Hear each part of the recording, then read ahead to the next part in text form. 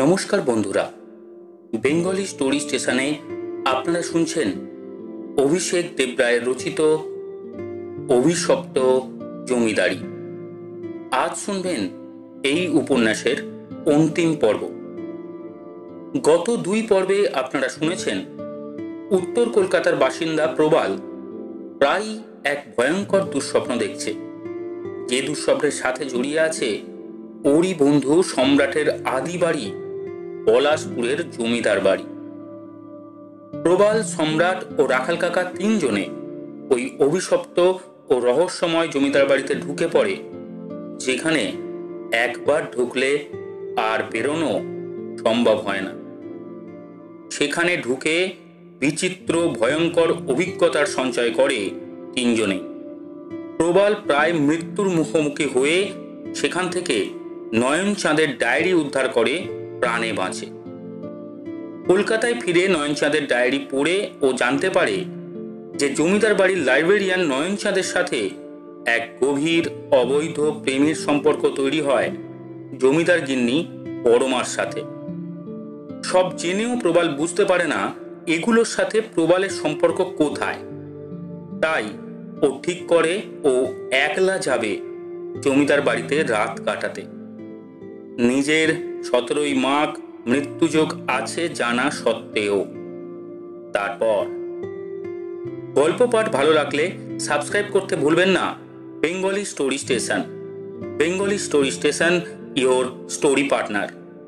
আসুন শুরু করি অভিশপ্ত জমিদারি অন্তিম পর্ব।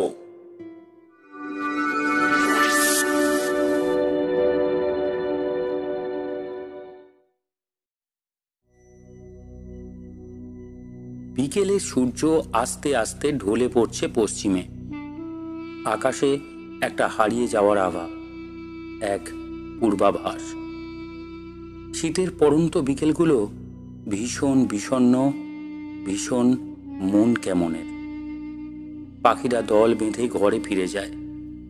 পাখিরাই ভালো, সবাই ঘরে ফিরে যায়। মানুষ চাইলেই ঘরে ফিরতে পারে না, ফিরে যাওয়া যায় না চাইলেই। বড় জানালার সামনে দাঁড়িয়ে পলাশপুরের মাথার উপর দিয়ে আকাশ দেখছে প্রবাল। ঘোর কাটল কোথাও ছুঁচোর শব্দ শুনে। কাছেই যেন ডেকে উঠল নাম না জানা কোনো পাখি। কেমন গা ছমছমে রহস্যময় সেই ডাক। একটা সিগারেট ধরালো প্রবাল। গাছপালা ঝোপঝাড় ঘিরে রেখেছে বাড়িটাকে। সে কোন কালের কত ইতিহাস এখানে লেখা হয়ে আছে, কত গল্প, কত মুহূর্ত, কত মানুষ একসঙ্গে এখানে কত মুহূর্ত লিখে রেখেছে। আজ সব অতীত। সুরের মূর্ছনায় যে জলসাঘর গমগম করত, সেখানে এখন ইঁদুর, সাপ, পিঁচে আর চামচিকে ঘুরে বেড়ায়। যে কাছারিতে দিন রাত চলতো হিসেব নিকেশ, সেখানে এখন অন্ধকার দাপিয়ে বেড়ায়। কোনো মানুষ আর আসে না, কোনো প্রাণ আর ছুঁয়ে যায় না। এ যেন এক মৃত্যু উপত্যকা। একটা ঘোরের মধ্যেই যেন সেদিন সকালে বাড়ি থেকে বেরিয়ে শিয়ালদহ স্টেশনে এসে পলাশপুর আসার ট্রেনে চেপে বসেছিল প্রবাল। একটা অদৃশ্য শক্তি যেন ওকে টানছিল। সেই টান, সেই ডাক অগ্রাহ্য করার ক্ষমতা ওর নেই। ও অসহায়ের মতন ছুটে চলেছে। সম্রাটকেও কিছু জানায়নি। এখানে এসে রাখাল কাকার সাথে একবার দেখা করার প্রয়োজনও মনে করেন। ওর নিজের ইচ্ছে, নিজের মানসিকতা কিছুই যেন আরও নিজের নয়, যেন অন্য কেউ ওকে চালাচ্ছে আর ও অন্ধের মতো চলেছে। সোজা এসে সেই ভাঙা পাঁচিল টপকে ঢুকেছে এই রায়চৌধুরীদের পরিত্যক্ত জমিদার বাড়িতে। একটা ঘর মোটামুটি পরিষ্কার করে ওখানেই থাকছে। অনেক ঘরের দরজাতেই তালায় মরচে পড়ে গেছে। অনেক ঘরে তালা নেই, তাই ঘর পেতে সমস্যা হয়নি। প্রবালের মনে পড়ছে আগের বার ওদের এই বাড়িতে আসার কথা, সেই ভয়ঙ্কর অভিজ্ঞতা, সেই ডায়েরি পাওয়া। সেবার একটা গা ছমছম করছিল। এবার সেসব কিছুই নেই। বরং এখানে আসার পর প্রবাল অনেকটাই শান্তি পেয়েছে। বাসায় ফিরে গেলে পাখি যে শান্তি পায়, ঠিক সেই শান্তি। তবে একটা কৌতূহল, একটা তীব্র কৌতূহল ওকে ঘিরে ধরেছে। ওকে জানতে হবে, ওকে বুঝতে হবে, ওকে খুঁজে পেতে হবে সব উত্তর। সন্ধে নামছে। গত কয়েকদিন ধরে সন্ধে নামলেই এই বাড়িতে একটা পরিবর্তন লক্ষ্য করেছে প্রভাত। কাঁপা কাঁপা মোমবাতির আলোয় কাঁপতে থাকা ছায়া আর ঠান্ডা হাওয়ার মধ্যে যেন একটা সিনেমা স্কোপ জেগে ওঠে। প্রবাল যেন এক 3D অ্যানিমেশনের মূক দর্শক। জঙ্গলটা পলাশপুর থেকে প্রায় 70 মাইল পশ্চিমে। বেশ ঘন, বন্য পশুদের আস্তানা। সন্ধ্যের পর শীত শীত ভাব লেগে রয়েছে বাতাসে। মাঝামাঝি দুটো তাঁবু, সামনে আগুন জ্বলছে। একটু তফাতে রান্নার আয়োজন চলছে। একটা তাঁবু লোক লস্কর থাকার ও জিনিসপত্র রাখার, আর একটা তাঁবু একদিকে বিছানা পাতা রয়েছে, পাশেই একটা ছোট টেবিল আর 3টে ছোট চেয়ার, সঙ্গে গড়গড়া ও মদের সরঞ্জাম। টেবিলে রাখা একটা দাবার বোর্ড। একটু দূরে বসে আছে নয়ন চাঁদ। একটি চেয়ারে বসা আদিত্য বিক্রম, আরেকটি চেয়ারে বসা রুদ্রপ্রতাপ। রুদ্রপ্রতাপ অর্থাৎ নন্দনগড় এস্টেটের কুমার বাহাদুর রুদ্রপ্রতাপ সিংহ। আদিত্য বিক্রম আর রুদ্রপ্রতাপ বাল্যবন্ধু। 3 পুরুষের পারিবারিক সম্পর্ক তাদের। রায়চৌধুরীদের মতোই ঐতিহ্য ও বংশমর্যাদায় সিংহদের সুনাম সর্বজন বিদিত। শিক্ষা, সংস্কৃতি, রুচি সবেতেই তারা বেশ উচ্চ স্থানে বিরাজ করে। রুদ্রপ্রতাপ সম্প্রতি বিলেত থেকে পাশ দিয়ে এসেছে, ফলে তার আচার আচরণে বিলেতি আদব কায়দা একটু বেশি রকম প্রকট। আদিত্য বিক্রম ধীর, স্থির, শান্ত, সমাহিত এক ব্যক্তিত্ব। চোখে মুখে একটা প্রশান্তি, একটা গাম্ভীর্য স্পষ্ট টের পাওয়া যায়। রুদ্রপ্রতাপ খানিক চপল স্বভাবের। হাসি মুখে একটা ছটফটানি, ব্যক্তিত্বে রয়েছে একটা চুম্বকীয় আকর্ষণ। আদিত্য বিক্রমের ব্যক্তিত্বের আকর্ষণে রয়েছে একটা স্থিতধী ইঙ্গিত, কিন্তু রুদ্রপ্রতাপের ব্যক্তিত্বে যেন আগুনের প্রতি পতঙ্গের চৌম্বকীয় প্রভাব। বিলেতে বহু যুবতী নাকি তার প্রেমে হাবুডুবু খেয়েছে এক সময়। প্রিন্স দ্বারকানাথের পর এমন সৌভাগ্য কজন বাঙালির হয়েছে কে জানে। আদিত্য বিক্রম পশ্চিমী শিক্ষা ও সংস্কৃতিকে ধারণ করেও অনেক বেশি দেশীয়। রুদ্রপ্রতাপের মনন জুড়ে অনেক বেশি পাশ্চাত্য সংস্কৃতির প্রভাব। রুদ্রপ্রতাপের আরও একটি বড় গুণ হলো তিনি ভালো স্যাক্সোফোন বাজাতে পারেন। এই বেলজিয়ান বাদ্যযন্ত্রটির প্রতি কিঞ্চিত দুর্বলতা রয়েছে নয়নচাঁদের। একটা বোড়ে এগিয়ে দিয়ে রুদ্রপ্রতাপ বললেন, চেক মাই ডিয়ার আদিত্য। তার ঠোঁটে হাসি লেগে আছে। গেলাসের তলানিতে পড়ে থাকা স্কচটি গলাধকরণ করে তৃপ্তির নিঃশ্বাস ফেললেন।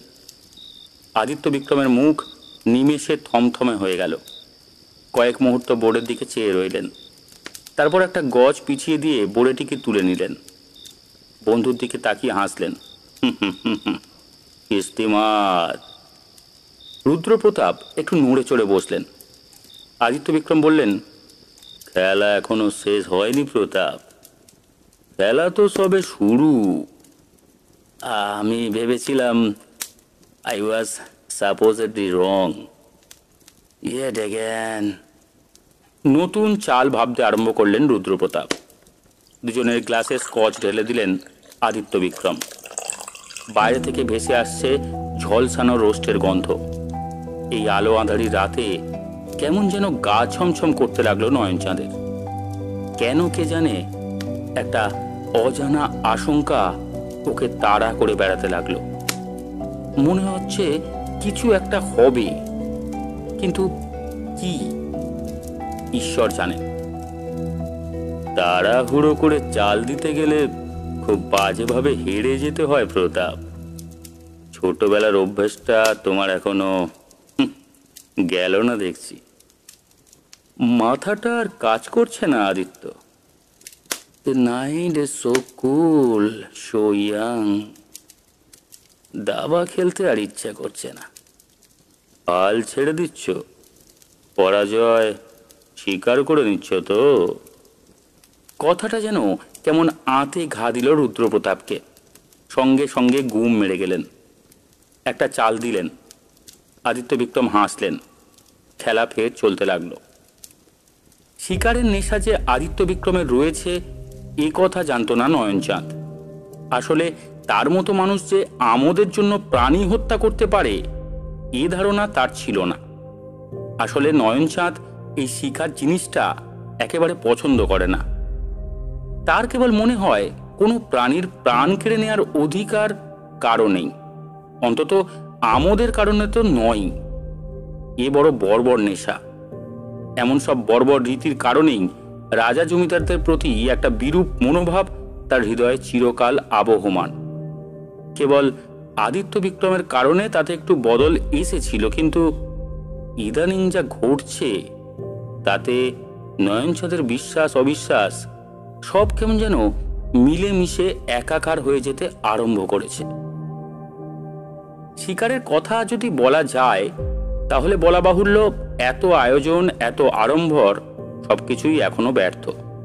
শিকারের ক্ষেত্রে দুই বন্ধুর হাতই এখনো শূন্য। তবে তাতেও রাজকীয় মেজাজে তাদের বিন্দু মাত্র ভাঁটা নেই। ফলে ৬৪ খোপে চলেছে তাদের যুদ্ধ খেলা। Come on, it's over. জড়ানো কণ্ঠে হতাশা আর আত্মসমর্পণ ঝরে পড়ল।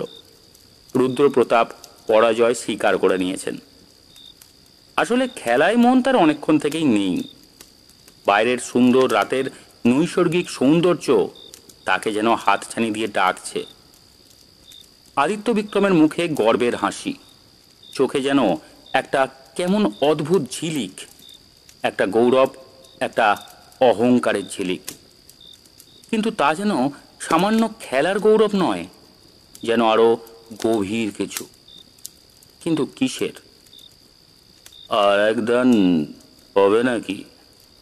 নো, এত সুন্দর রাত, এখন আর এসব যুদ্ধ ভালো লাগছে না।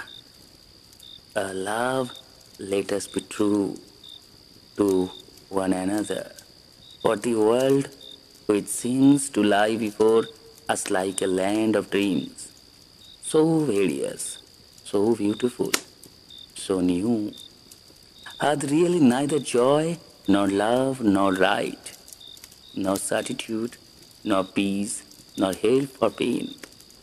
And we are here as on a dark clean plain, swept with confused alarms of struggle and flight, where ignorant armies clash by night. জড়ানো গলায় আবৃত্তি করতে করতে বাইরে বেরিয়ে গেলেন রুদ্রপ্রতাপ।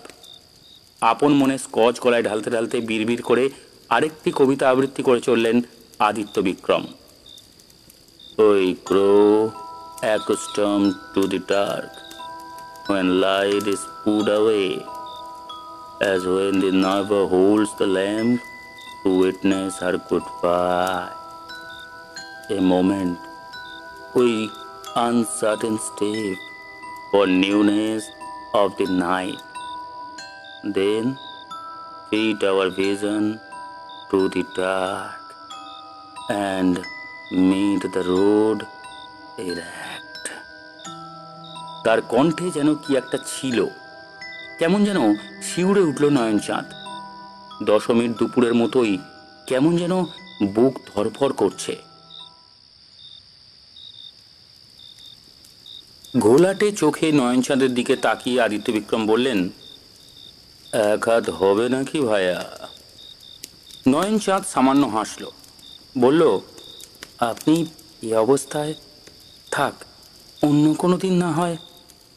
দাবার চকে আদিত্য বিক্রম রায়চৌধুরীকে মাত করার ক্ষমতা কারো নেই।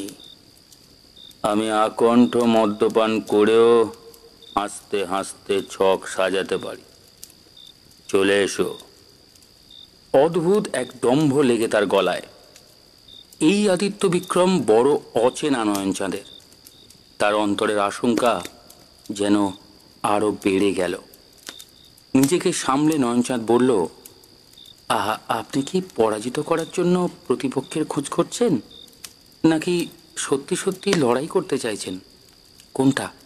গম্ভীর হয়ে গেলেন আদিত্য বিক্রম। ইশারা করে নয়নচাঁদকে সামনে বসার নির্দেশ দিলেন। নির্দেশ না বলে যদিও আদেশও বলা চলে। নয়নচাঁদ আর সে আদেশ ফেরাতে পারল না। অগত্যা আরম্ভ হলো নতুন খেলা। আদিত্য বিক্রম স্কচের গ্লাস এগিয়ে দিলেন, নয়নচাঁদ ফিরিয়ে দেয়। আদিত্য বিক্রম হাসলেন, বললেন, কি ভায়া, তোমার আবার এ বস্তুতে অনীহা জন্মালো কেন? খেয়ে দেখো, খাঁটি বিলিতি জিনিস। স্মিত হেসে নয়নচাঁদ বলল, দাবা খেলার সময় সাদা চোখেই থাকা উচিত, তাতে মস্তিষ্ক সচল আর সপ্রতিভ থাকে। যুদ্ধের ময়দানে সামান্য 19-20 হলেই তো ইস্তিমাত। কথাটা বলা শেষ করেই আদিত্য বিক্রমের কালো মন্ত্রীর উপর ঝাঁপিয়ে পড়ল নয়নচাঁদের সাদা গজ। অগত্যা মন্ত্রীর জারিজুরি শেষ। আদিত্য বিক্রম চমকে উঠলেন, সঙ্গে সঙ্গে তাকালেন নয়নচাঁদের দিকে। মোমবাতির আলোয় নয়নচাঁদ দেখল আদিত্য বিক্রমের দৃষ্টিতে খোঁচা খাওয়া আহত বাঘের দৃষ্টি। হালকা আলো, হালকা অন্ধকারে এক বিজাতীয় পরিবেশ সৃষ্টি করেছে যেন সেই জলজলে দৃষ্টি। এ কোন আদিত্য বিক্রম? বারবার চেষ্টা করেও শেষ পর্যন্ত দুর্গ রক্ষা করতে পারলেন না আদিত্য বিক্রম। শেষমেশ যুদ্ধে জয় হল নয়নচাঁদের। আদিত্য বিক্রম স্কচের গ্লাস ছুঁড়ে ফেলে দিলেন, তারপর গড়গড়া টানতে টানতে গুম হয়ে রইলেন। খানিক পরে বললেন, তুমি ভায়া সামান্য মানুষ নও। এত বছরে এই প্রথম আদিত্য বিক্রমকে কিস্তিমাত করার ক্ষমতা দেখালে তুমি। ভাবতে হচ্ছে।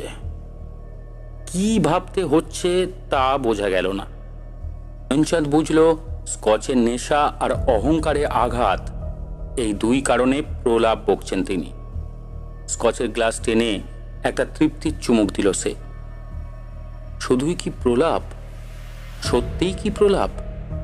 এই কথাটা মনে হতেই কেমন যেন আশঙ্কায় ফের কাঁপতে লাগলো সে। এমন সময় বাইরে থেকে ভেসে এলো একটা খুব সুন্দর সুর, স্যাক্সোফোন। রুদ্রপ্রতাপ বাজাচ্ছেন। তার বাজনায় যেন এক অদ্ভুত লহরী, এক অদ্ভুত মূর্ছনা। এই রাতের নির্জন জঙ্গলে যেন রাতারাতি কোনো এক মন্ত্র বলে ইউরোপীয় কোনো রাজ দরবার নেমে এসেছে। সেই অপূর্ব সঙ্গীতের রয়েছে এক আচ্ছন্নতা যা নিমেষে বশ করে ফেলতে সক্ষম। আদিত্য বিক্রম আর নয়নচাঁদ বাইরে এসে দাঁড়ালো। রুদ্রপ্রতাপ এক মনে নিবিষ্ট চিত্তে তন্ময় হয়ে বাজাচ্ছেন। সেই সুরে রয়েছে প্রেম, রয়েছে আচ্ছন্নতা, রয়েছে মন কেমন। খুব কম শিল্পী পারে নিমেষে মানুষের আবেগে আঘাত দিতে। রুদ্রপ্রতাপ এমনই এক মানুষ। এখন বুঝতে পারছে নয়নচাঁদ কেন এই মানুষটির প্রেমে বিলেতের যুবতীরা পড়েছিল। মানুষটির মধ্যে কিছু একটা রয়েছে যা যে কোনো নারীকে স্পর্শ করতে পারে। আসলে মানুষটি প্রকৃত শিল্পী। কুমার বাহাদুর থেকে রাজা বাহাদুর হলে আদৌ কেমন রাজত্বের দেখভাল করবেন, নাকি নবাব ওয়াজেদ আলী শাহ কিংবা বাহাদুর শাহ জাফরের মতোই হবেন, কে জানে। তবে আপাতত এই অন্ধকার রাতের সমস্ত আশঙ্কা, সমস্ত ভয়াবহতা এক নিমেষে শুষে নিল রুদ্রপ্রতাপ আপন দক্ষতায়। সঙ্গীতের আবেশে হারিয়ে গেল নয়নচাঁদ। চারপাশের আর সবকিছু তার কাছে কেমন যেন অনেক দূরে সরে যেতে লাগলো। চোখ বুজে সে যেন নিমেষে পৌঁছে গেল 100 বছর আগের বিলেতের কোনো এক ধ্রুপদী সময়, কিংবা আরো আগে সেই 4th শতাব্দীর রেনেসাঁর কালে, কিংবা এক কান ফাটা শব্দে যেন তাল কেটে গেল। বাজনা থেমে গেল অকস্মাৎ। চোখ খুলল নয়নচাঁদ। কি ঘটেছে সেটা বুঝতে তার কয়েক মুহূর্ত সময় লাগলো। আর যখন সে সম্পূর্ণটা অনুধাবন করতে পারল, তখন তার বুকের রক্ত জমে বরফ হয়ে গেল। তাঁবুর সামনে দাঁড়িয়ে রয়েছেন আদিত্য বিক্রম। তার বন্দুকের নল দিয়ে এখনো বেরোচ্ছে ধোঁয়া, বাতাসে বারুদের গন্ধ, আর সামনে আগুনের পাশে লুটিয়ে পড়ে আছেন রুদ্রপ্রতাপ। নিথর চোখে লেগে রয়েছে স্তম্ভিত বিস্ময়। পাশে পড়ে রয়েছে সোনালি স্যাক্সোফোন, তার গায়ে লেগে রয়েছে টাটকা রক্তের ছিটে। অন্ধকার রাতে টিমটিমে আলোতে স্বামীকে দেখে চমকে উঠল পরমা। আজকাল রাতের অন্ধকারে আদিত্য বিক্রমকে দেখলে আতঙ্ক হয় তার। মানুষটা যেন কেমন এক বৈপরীত্যে ঠাসা। দিকে সুস্থ রুচিশীল সংস্কৃতিবান ধীর স্থির স্থিতধী প্রজাদরদী জমিদার, প্রজাদের প্রিয় রাজাবাবু, বিন্দু মাত্র চারিত্রিক দুর্বলতা বা লাম্পট্যের ছিটে ফোঁটা নেই যার মধ্যে। এমন একজন মানুষ যে গুণীর মর্যাদা দিতে জানে, যে অপরকে সম্মান করতে পারে, এমন একজন মানুষ যাকে নিয়ে গর্ব হয়। আবার অন্যদিকে রাতের বিছানায় স্ত্রীর উপর চলে অকথ্য নির্যাতন। অবশ্য নির্যাতন কথাটা পরমার জন্যই মূলত, কারণ আদিত্য বিক্রমের কাছে সেটাই সোহাগ। উগ্র যৌনতা পছন্দ করেন তিনি। তাছাড়া পরমাকে তিনি সত্যি সত্যি ভালোবাসেন, কিন্তু বড় বেশি ভালোবাসেন। ঘরে বাইরে উপন্যাসের নিখিলেশের মতোই তিনি চান তার স্ত্রী বহির্জগৎ সম্পর্কে থাকুক সম্পূর্ণ সচেতন। পশ্চিমী শিক্ষা, আধুনিক সংস্কৃতি সবকিছুরই তাই তিনি প্রবেশ ঘটিয়েছেন এ বাড়ির অন্দরমহলে। স্ত্রী লাইব্রেরিতে গিয়ে পরপুরুষ লাইব্রেরিয়ানের সামনেই পড়াশোনা করবে। পুজো পার্বণের সময় বাড়ির মেয়েরা আর 5 জনের সঙ্গে মেলামেশা করবে, এসব তিনি চেয়েছেন। তাই এ বাড়ির অন্দরমহলে মুক্ত বাতাস ঘুরে বেড়ায়। কিন্তু যদি তার কখনো মনে হয় অন্য কোনো পুরুষ পরমার প্রতি বিন্দু মাত্র অনুরাগ পোষণ করছেন, তাহলে তিনি তা অত্যন্ত কঠিনভাবে চরিত্রের বিপরীতে গিয়ে দমন করবেন। তখন যেন মানুষটি হয়ে ওঠেন হিংস্র অধিকার বোধে মত্ত কোনো পিশাচ। কি হলো, ওভাবে চেয়ে আছো কেন? না, কিছু না। পরমা একটু জড়সড় হয়ে বসল। আদিত্য বিক্রম পাশে বসলেন, একটু হাসলেন। পরমার কাঁধের ওপর এলিয়ে পড়া চুলগুলোকে আলতো করে আঙুল দিয়ে সরিয়ে দিতে দিতে বললেন, সারাদিনের পর তুমি আমার আশ্রয় পরমা। তোমার কাছে এলে মনে হয় সত্যি সত্যি বিশ্রাম নিতে এসেছি। পরমা তাকায়। দিনের শেষে রাত আসে। মানুষ তখন সব ক্লান্তি ঝেড়ে ফেলে নিজেকে নিরাবৃত করে। শান্তি আর আশ্রয় কামনা করে মানুষ। পরমা চুপ করে থাকে। সামনের দিকে চুলগুলো কপালের ওপর আছড়ে পড়েছে আদিত্য বিক্রমের। কিন্তু আমার আজকাল কেমন যেন মনে হচ্ছে তুমি আমায় শুধুই ভয় পাও, ভালোবাসো না। চমকে উঠল পরমা। চকিতে তাকালো আদিত্য বিক্রমের দিকে। আদিত্য বিক্রমের দৃষ্টিতে এক রহস্যময় গভীরতা। কেমন যেন ভয় ভয় করছে তার। কথাটা তো একেবারে ঠিক। সত্যি আজকাল তাকে শুধু ভয়ই পায় পরমা। ভালোবাসা সেই কবেই হারিয়ে গিয়েছে, কিন্তু তবু দৃঢ় প্রত্যয়ে মুখোশ পড়ে থাকে সে। রাতের বেলা তার যাবতীয় আবদার, যাবতীয় অত্যাচার চুপচাপ মেনে নেয়। কিছুতেই বুঝতে দেয় না তার আপত্তির কথা। তাহলে কিভাবে জানলেন তার স্বামী? নাকি এ শুধুই তার কথার কথা? নয়নচাঁদকে প্রথম দেখার পরই পরমার মনে হয়েছিল ছেলেটি বাকি 5 জনের চেয়ে খানিক আলাদা। তার চোখে যেন একটা অদ্ভুত মাধুর্য, একটা টান। চোখে কেমন যেন একটা গভীরতা। তার চোখের দিকে তাকালে পরমার মনে হয় গ্রীষ্মের নির্জন দুপুরে অনেক দূরে তেপান্তরের মাঠের উপরান্তে দিগন্ত রেখার বুকে দাঁড়িয়ে কোনো এক রাখাল ছেলে উদাসী সুরে বাঁশি বাজাচ্ছে। সেই সুরে আছে এক ভুবন ভোলানো মন কেমন করা উন্মাদনা। অন্তর থেকে যেন কেউ সবটুকু নিংড়ে নেয়, দুমড়ে মুচড়ে দেয়। নিজেকে আর ধরে রাখা যায় না। পরমার যা কিছু অপ্রাপ্তি, যা কিছু বেদনা, যা কিছু রিক্ততা, শূন্যতা, সবকিছু যেন কান্না হয়ে ঝরে পড়তে চায় নয়নচাঁদের কাছে। পরমার ইচ্ছে করে কলঙ্কিনী হতে। কি ভাবছো? আদিত্য বিক্রমের কথায় ঘোর কাটল পরমার। কই, না তো। আদিত্য বিক্রম একভাবে চেয়ে আছেন স্ত্রীর দিকে। পরমা জানে তাকে কি করতে হবে। সে নিজের হাতেই আস্তে আস্তে কাপড় খুলতে আরম্ভ করলো। অল্প আলোয় পরমার খোলা শরীরের অংশ যেন সোনার মতোই চকচক করছে।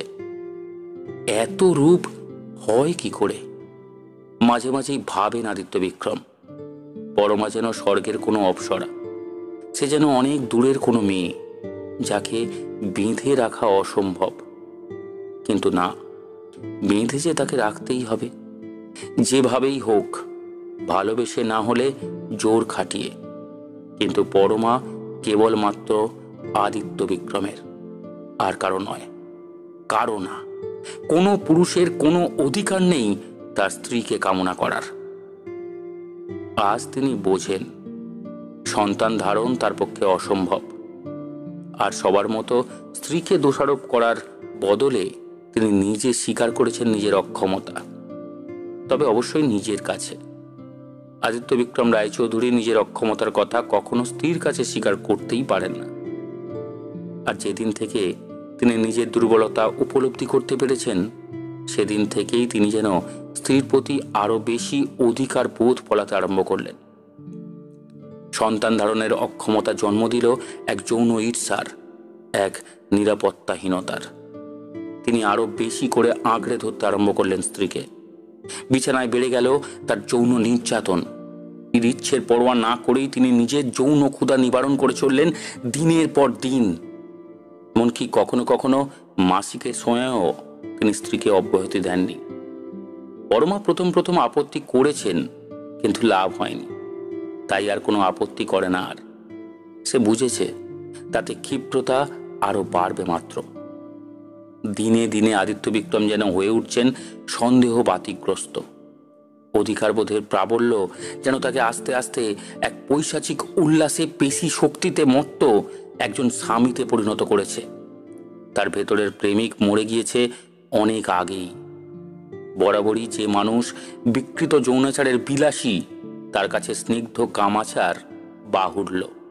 কিন্তু তার প্রাবল্য আগে এতখানি ছিল না। সেই প্রাবল্য উত্তরোত্তর বৃদ্ধি পাচ্ছে। আর ইদানিং সেদিন ভোরের আলো ফোটার সঙ্গে সঙ্গে খবর আসে, একজন ভৃত্য বন্দুক পরিষ্কার করতে গিয়ে আচমকা ট্রিগারে চাপ পড়ে যাওয়ায় সেই গুলি ছুটে বুকে লেগে নিহত হয়েছেন রুদ্রপ্রতাপ। আদিত্য বিক্রম সেই ভৃত্যকে নিজে পুলিশের হাতে তুলে দিতে প্রবৃত্ত ছিলেন, কিন্তু সে কোথায় যেন পালিয়ে গা ঢাকা দিয়েছে। আর কোনোভাবেই তার কোনো হদিশ পাওয়া গেল না। কেউ জানতেই পারল না একজন ভৃত্যকে আরেকটি গুলিতে হত্যা করে ওই জঙ্গলেই মাটি চাপা দেওয়া হয়েছে। তাই কোনোদিন তার কোনো খোঁজ পাওয়া যাবে না। এই কথা বলা নিষেধ ছিল প্রত্যেকের। প্রাণের ভয়ে সকলেই মুখে কুলু মেটেছিল। আর নয়নচাঁদ স্তম্ভিত ও সন্ত্রস্ত হয়েছিল আদিত্য বিক্রমের নৃশংসতায়। সেই রাতের ঘটনা কিছুতেই ভুলতে পারেনি সে। বারবার তার চোখের সামনে ভেসে উঠেছে রক্তমাখা রুদ্রপ্রতাপের মৃতদেহ, স্যাক্সোফোনের গায়ে লেগে থাকা রক্তের ছিটে, আলো আঁধারিতে চকচক করতে থাকা আদিত্য বিক্রমের চোখ, সেই ভৃত্যের আর্তচিৎকার, সবকিছু। একটা অপরাধ ঢাকতে গিয়ে আরেকটি অপরাধ। প্রাণ গেল এক নিরীহ নিরপরাধ ভৃত্যের। পরে অবশ্য সেই ভৃত্যের পরিবারকে বেশ কিছু অর্থ দিয়ে সাহায্য করেছেন তিনি। কিন্তু হুলিয়াজারি হওয়া একটি লোকের পরিবারের যে লজ্জা আর একটি মানুষের প্রাণের যে দাম, তা কোনোদিন কি শোধ করা সম্ভব? নয়নচাঁদের প্রবৃত্তি কেমন যেন তিক্ত হয়ে উঠল। থাকতে না পেরে সত্যি কথাটা পরমাকে বলেছিল নয়নচাঁদ। সব শুনে পরমা স্তম্ভিত হয়ে যায়। হাড় হিম করা একটা আতঙ্ক তাকে যেন আষ্টে পৃষ্ঠে জড়িয়ে ধরে। কোথা থেকে কি হয়ে গেল জানি না, কেন উনি এভাবে কুমার বাহাদুরকে, জানি। তুমি কিছু জানো? আজ করতে পারছি। ওনার কোনোভাবে মনে হয়েছিল কুমার বাহাদুর আমার প্রতি অনুরক্ত, আসক্ত। আর তাই। কি বলছো? ঠিকই বলছি। আমার সাথে কুমার বাহাদুরের যতবার কথা হয়েছে, সবই ওনার উপস্থিতি, আর বেশিরভাগ কথাই গান বাজনার কবিতা নিয়ে। কুমার বাহাদুরের প্রিয় কবি ছিলেন আর্নল্ড। প্রায় তিনি আবৃত্তি করতেন, আর ভীষণ ভালো স্যাক্সোফোন বাজাতে পারতেন। উনি ছিলেন মিশুকে। ওনার আকর্ষণীয় ব্যক্তিত্বে কে না মুগ্ধ হয়। ওনার বাজনা ভালো লাগতো ওনার আবৃত্তি। ব্যাস এটুকুই, আর কিছু না। রাজাবাবু কি তোমার সন্দেহ করেন? আমি আর সহ্য করতে পারছি না নয়ন, আমায় বাঁচাও তুমি, আমি বাঁচতে চাই। কাঁদতে কাঁদতে নয়নচাঁদকে জড়িয়ে ধরেছিল পরমা। ভিজে যাচ্ছিল তার বুকের জামা। কি শান্তি তার বুকে মাথা রেখে। নয়নচাঁদ যে সত্যিকারের পুরুষ, মধ্যে কোনো জোরের প্রাবল্য নেই। আছে মুগ্ধতা, আছে মাধুর্য। বুকের মাঝখানে একটা জ্বালা, একটা তীব্র জ্বালা।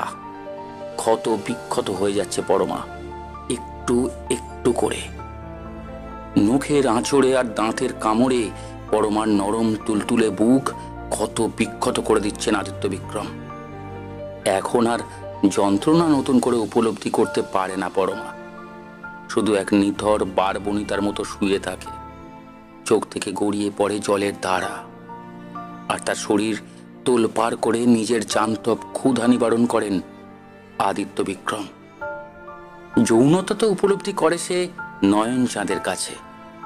শরীরী সঙ্গম যেন সেখানে ছবি হয়ে ওঠে, কবিতা হয়ে ওঠে।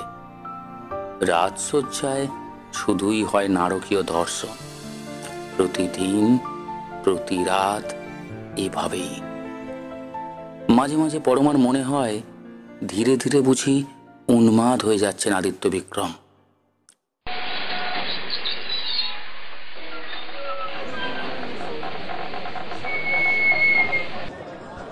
ট্রেন থেকে নামার সময়ই আর এক বিপত্তি। আচমকা পড়ে গেলেন রামরতন চক্রবর্তী।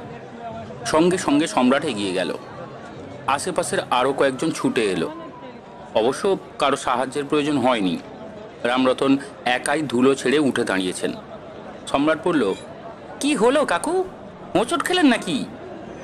পাশ থেকে আরেকজন বলল, লাগেনি তো, উনি মনে হয় চটিতে পা বেঁধে পড়ে গিয়েছেন। রামরতন বললেন, না না, ও কিছু নয়, হয়তো একটু অন্যমনস্ক ছিলাম, তাই। মাথা ঘুরছিল নাকি? রামরতন ফ্যাল ফ্যাল করে তাকিয়ে থেকে বললেন, তাই হবে হয়তো। সম্রাট শশব ব্যস্ত হলো। এ তো একেবারেই ভালো কথা নয়। প্রেসার ফল করলো নাকি কে জানে, অথবা সুগার। এক কাজ করুন দাদা, 1 নম্বর প্ল্যাটফর্ম দিয়ে বেরিয়ে সামনেই ডক্টর ঘটকের চেম্বার আছে, একবার দেখিয়ে নিন। বয়স্ক মানুষ। হ্যাঁ, সেই ভালো। ইতিমধ্যে ট্রেন স্টেশন থেকে চলে গিয়েছে।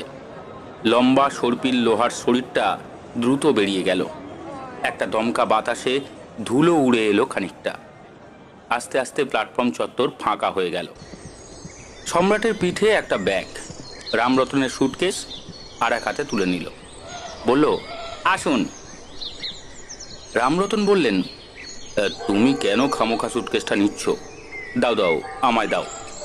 না কাকু, ঠিক আছে, আপনি আসুন, আমারও অসুবিধে নেই। অসুবিধে আমারও নেই বাবা, এরকম করো না প্লিজ, তাহলে নিজেকে বুড়ো মনে হয়। আমি তো সুস্থ সবল আছি, নিজের কাজ নিজে করতেই বেশি পছন্দ করি। এরপর আর কোনো কথা থাকতে পারে না। সম্রাট সুটকেসটা হাতে দিয়ে দিল। রামরতন সেটা নিয়ে এগোলেন। সম্রাট পেছন পেছন হাঁটতে শুরু করলো। প্ল্যাটফর্ম থেকে বেরিয়ে রামরতন রিক্সা স্ট্যান্ডের দিকে এগিয়ে গেলেন। সম্রাট দাঁড়ালো, ডাকলো, কাকু, ওদিকে নয়, এদিকে। রামরতন একটু অবাক হলেন। ওদিকে মানে? এখানে তো ওই একটাই রিক্সা স্ট্যান্ড দেখতে পাচ্ছি, ওদিকে আরও আছে নাকি? রিক্সা স্ট্যান্ড একটাই, কিন্তু রিক্সায় পরে ওঠা যাবে। আগে চলুন, ডক্টর ঘটকের চেম্বার থেকে একটু চেক আপ করে আসবেন। বাড়ি থেকে বাইরে, তারপর গ্রাম দেশ, হঠাৎ রাত বিরেতে শরীর খারাপ করলে। রামরতনের মুখ থমথম করছে। সামনে এগিয়ে চাপা গলায় বললেন, আমি ঠিক আছি সম্রাট, আমার কোনো শারীরিক সমস্যা নেই। সে কি, এই তো বললেন মাথা ঘুরে। না না কাকু, প্লিজ গাফিলতি করবেন না, বেশি সময় তো লাগবে না। তাছাড়া রামরতন চারপাশটা ভালো করে দেখে সম্রাটকে নিয়ে একটু দূরে সরে গেলেন। এদিকে কাছাকাছি কেউ নেই বিশেষ। চাপা গলায় বললেন, আমার মোটেই মাথা ঘোরেনি সম্রাট। মানে? হাঁ করে চেয়ে থাকলো সম্রাট। কিছুক্ষণ পর বলল, তাহলে কি ট্রেনের মেঝেতে চটিতে পা বেঁধে গিয়ে? কিন্তু আমাকে কেউ ধাক্কা মেরে ফেলে দিয়েছে সম্রাট। মানে? তো সে কথা তখন বললেন না কেন? লোকটাকে তো উচিত শিক্ষা দেওয়ার দরকার ছিল। পকেট মার কিনা কে জানে। আপনি একবার আপনার পার্স চেক করে দেখে নিন ঠিক আছে কিনা। তেমন হলে লোকাল থানায়। রামরতন একটু বিরক্ত হলেন। তুমি এত কথা বলো কেন? আমাকে কোনো লোক ধাক্কা দেয়নি। যে দিয়েছে তাকে উচিত শিক্ষা দেওয়া তোমার পক্ষে সম্ভব নয়। বুঝলাম না। তাড়াতাড়ি বাড়ির দিকে চলো, হাতে সময় কম। রামরতনের কথায় এমন কিছু একটা ছিল যা সম্রাট অগ্রাহ্য করতে পারল না। কথা না বাড়িয়ে রিক্সা স্ট্যান্ডের দিকে পা বাড়ালো। রামরতন সঙ্গে সঙ্গে এগিয়ে গেলেন। গত 1 সপ্তাহ দাঁতে দাঁত চেপে কাটিয়েছেন রামরতন। তিনি এখন নিশ্চিত বিপদটা শুধুমাত্র মানুষের তরফ থেকে আসতে চলেছে এমন নয়। কোনো অতি প্রাকৃত শক্তি ক্রমাগত সক্রিয়। কোনো না কোনোভাবে, কখনো না কখনো, জেনে বা না জেনে প্রবাল এমন কিছু করে ফেলেছে যাতে কোনো অপার্থিব শক্তি রুষ্ট হয়েছে। কিংবা এমনও হতে পারে কোনো মানুষ তন্ত্রের সাহায্যে সেই শক্তিকে জাগিয়ে তুলেছে প্রবালের অনিষ্ট করার উদ্দেশ্যে। সেই শক্তি কোনোভাবে ওকে টেনে নিয়ে চলেছে তার নিয়তির দিকে। কিভাবে সেই শক্তিকে রোখা সম্ভব জানা নেই। আদৌ রোখা সম্ভব কিনা তাও জানা নেই। কিন্তু চেষ্টা তো একটা করতেই হবে। এভাবে হাত পা গুটিয়ে তো বসে থাকা যায় না। যাবতীয় যা কিছু বিদ্যা তার আয়ত্তে আছে সব কিছু কাজে লাগিয়ে রামরতন চেষ্টা করছেন প্রবালকে বাঁচানোর। হাতে আর বেশি দিন বাকি নেই। ঘড়ির কাঁটা যত এগিয়ে চলেছে ততই যেন অস্থিরতা বাড়ছে রামরতনের। বারবার ঘড়ি দেখছেন। হাতে আর বেশি সময় নেই। রাত পোহালেই 17ই মাঘ। আগামীকাল রাত 3টে সেই মাহেন্দ্রক্ষণ। যেভাবেই হোক প্রবালকে আগে খুঁজে বের করতে হবে। রাখাল কাকার মতে সে ওই জমিদার বাড়িতেই গিয়েছে। এই যুক্তি অবশ্য সম্রাট নিজেও অগ্রাহ্য করতে পারেন। এখানে থাকাকালীন ওই বাড়ির প্রতি প্রবালের টান, প্রবালের কৌতূহল ও নিজে লক্ষ্য করেছে। তাছাড়া এই গ্রামে কোনো হোটেল বা গেস্ট হাউস নেই। আশেপাশে যত জায়গায় সম্ভব সব জায়গাতেই খোঁজ নিয়েছে রাখাল কাকা, কোথাও নেই ও। ওর অন্য কোনো জানাশোনাও নেই এই গ্রামে। তাহলে আর কোথায় যাবে ও? প্রবালের ফোন এখনো বন্ধ। ওর কোনো বিপদ আপদ হলো না তো? এসব নানা চিন্তা করতে করতেই রিক্সার ঝাঁকুনিতে মাঝে মাঝে ঘোর কাটল রামরতনের। রিক্সা এখন পরমাঝিলের পাশের রাস্তা দিয়ে এগিয়ে চলেছে।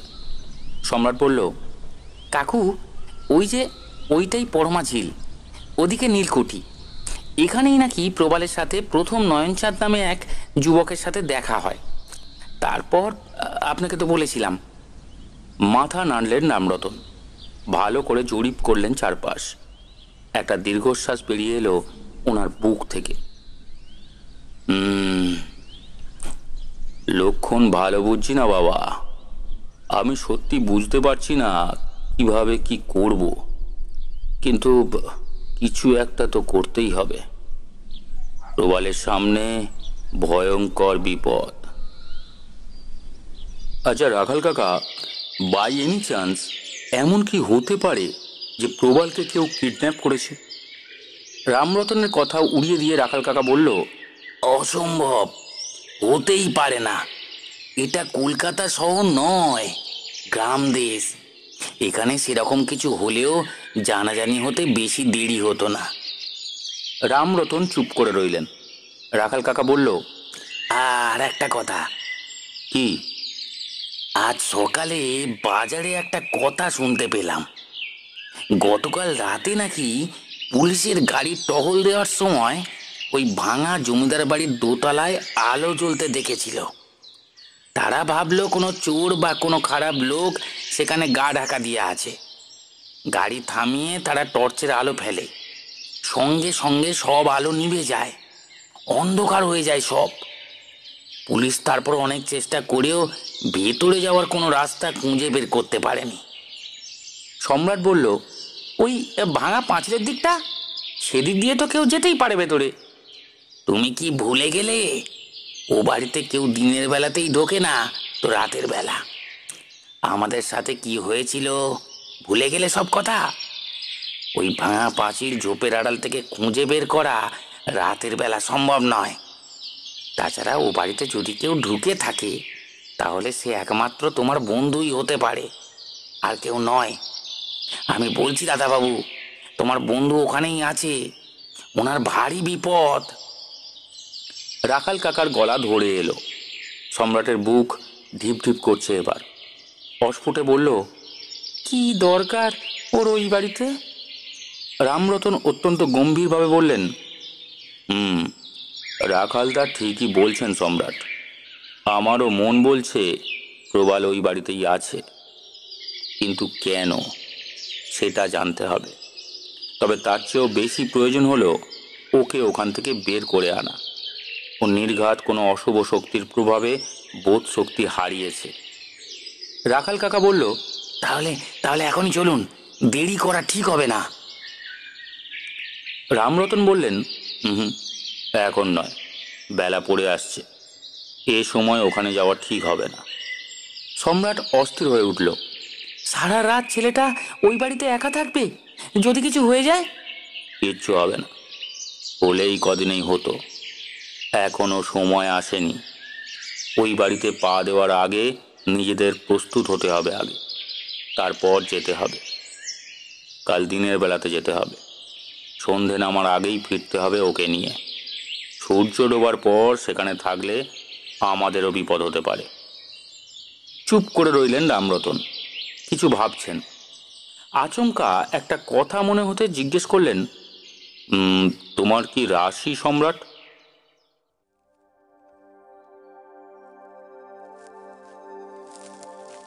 ধীরে ধীরে ঝোপঝাড়ের মধ্যে দিয়ে পা ফেলে বাড়ির মূল কাঠামোর দিকে এগিয়ে চলেছে তিনজন, রামরতন, সম্রাট ও রাখাল কাকা। রাখাল কাকার সেই টিকা তিনজনের কপালেই আছে। সেই সঙ্গে এক ধরনের বুনো ফুলের মন্ত্রপুত 3টি মালা রাখতে দিয়েছেন রামরতন। এটা তিনজনের পকেটেই রয়েছে। কলকাতা শহরে এখন বেশ গরম গরম ভাব, কিন্তু এখানে শীতের আমেজ বেশ রয়েছে। বাড়ির ভেতরটা যেন একটু বেশি ঠান্ডা আর স্যাঁতস্যাঁতে। কাকু, একটা জিনিস লক্ষ্য করেছেন? বাড়িটার ভেতর কেমন একটা ঠান্ডা আর স্যাঁতস্যাঁতে ভাব। রোদ উঠেছে, কিন্তু সেই রোদ যেন গায়ে লাগছে না।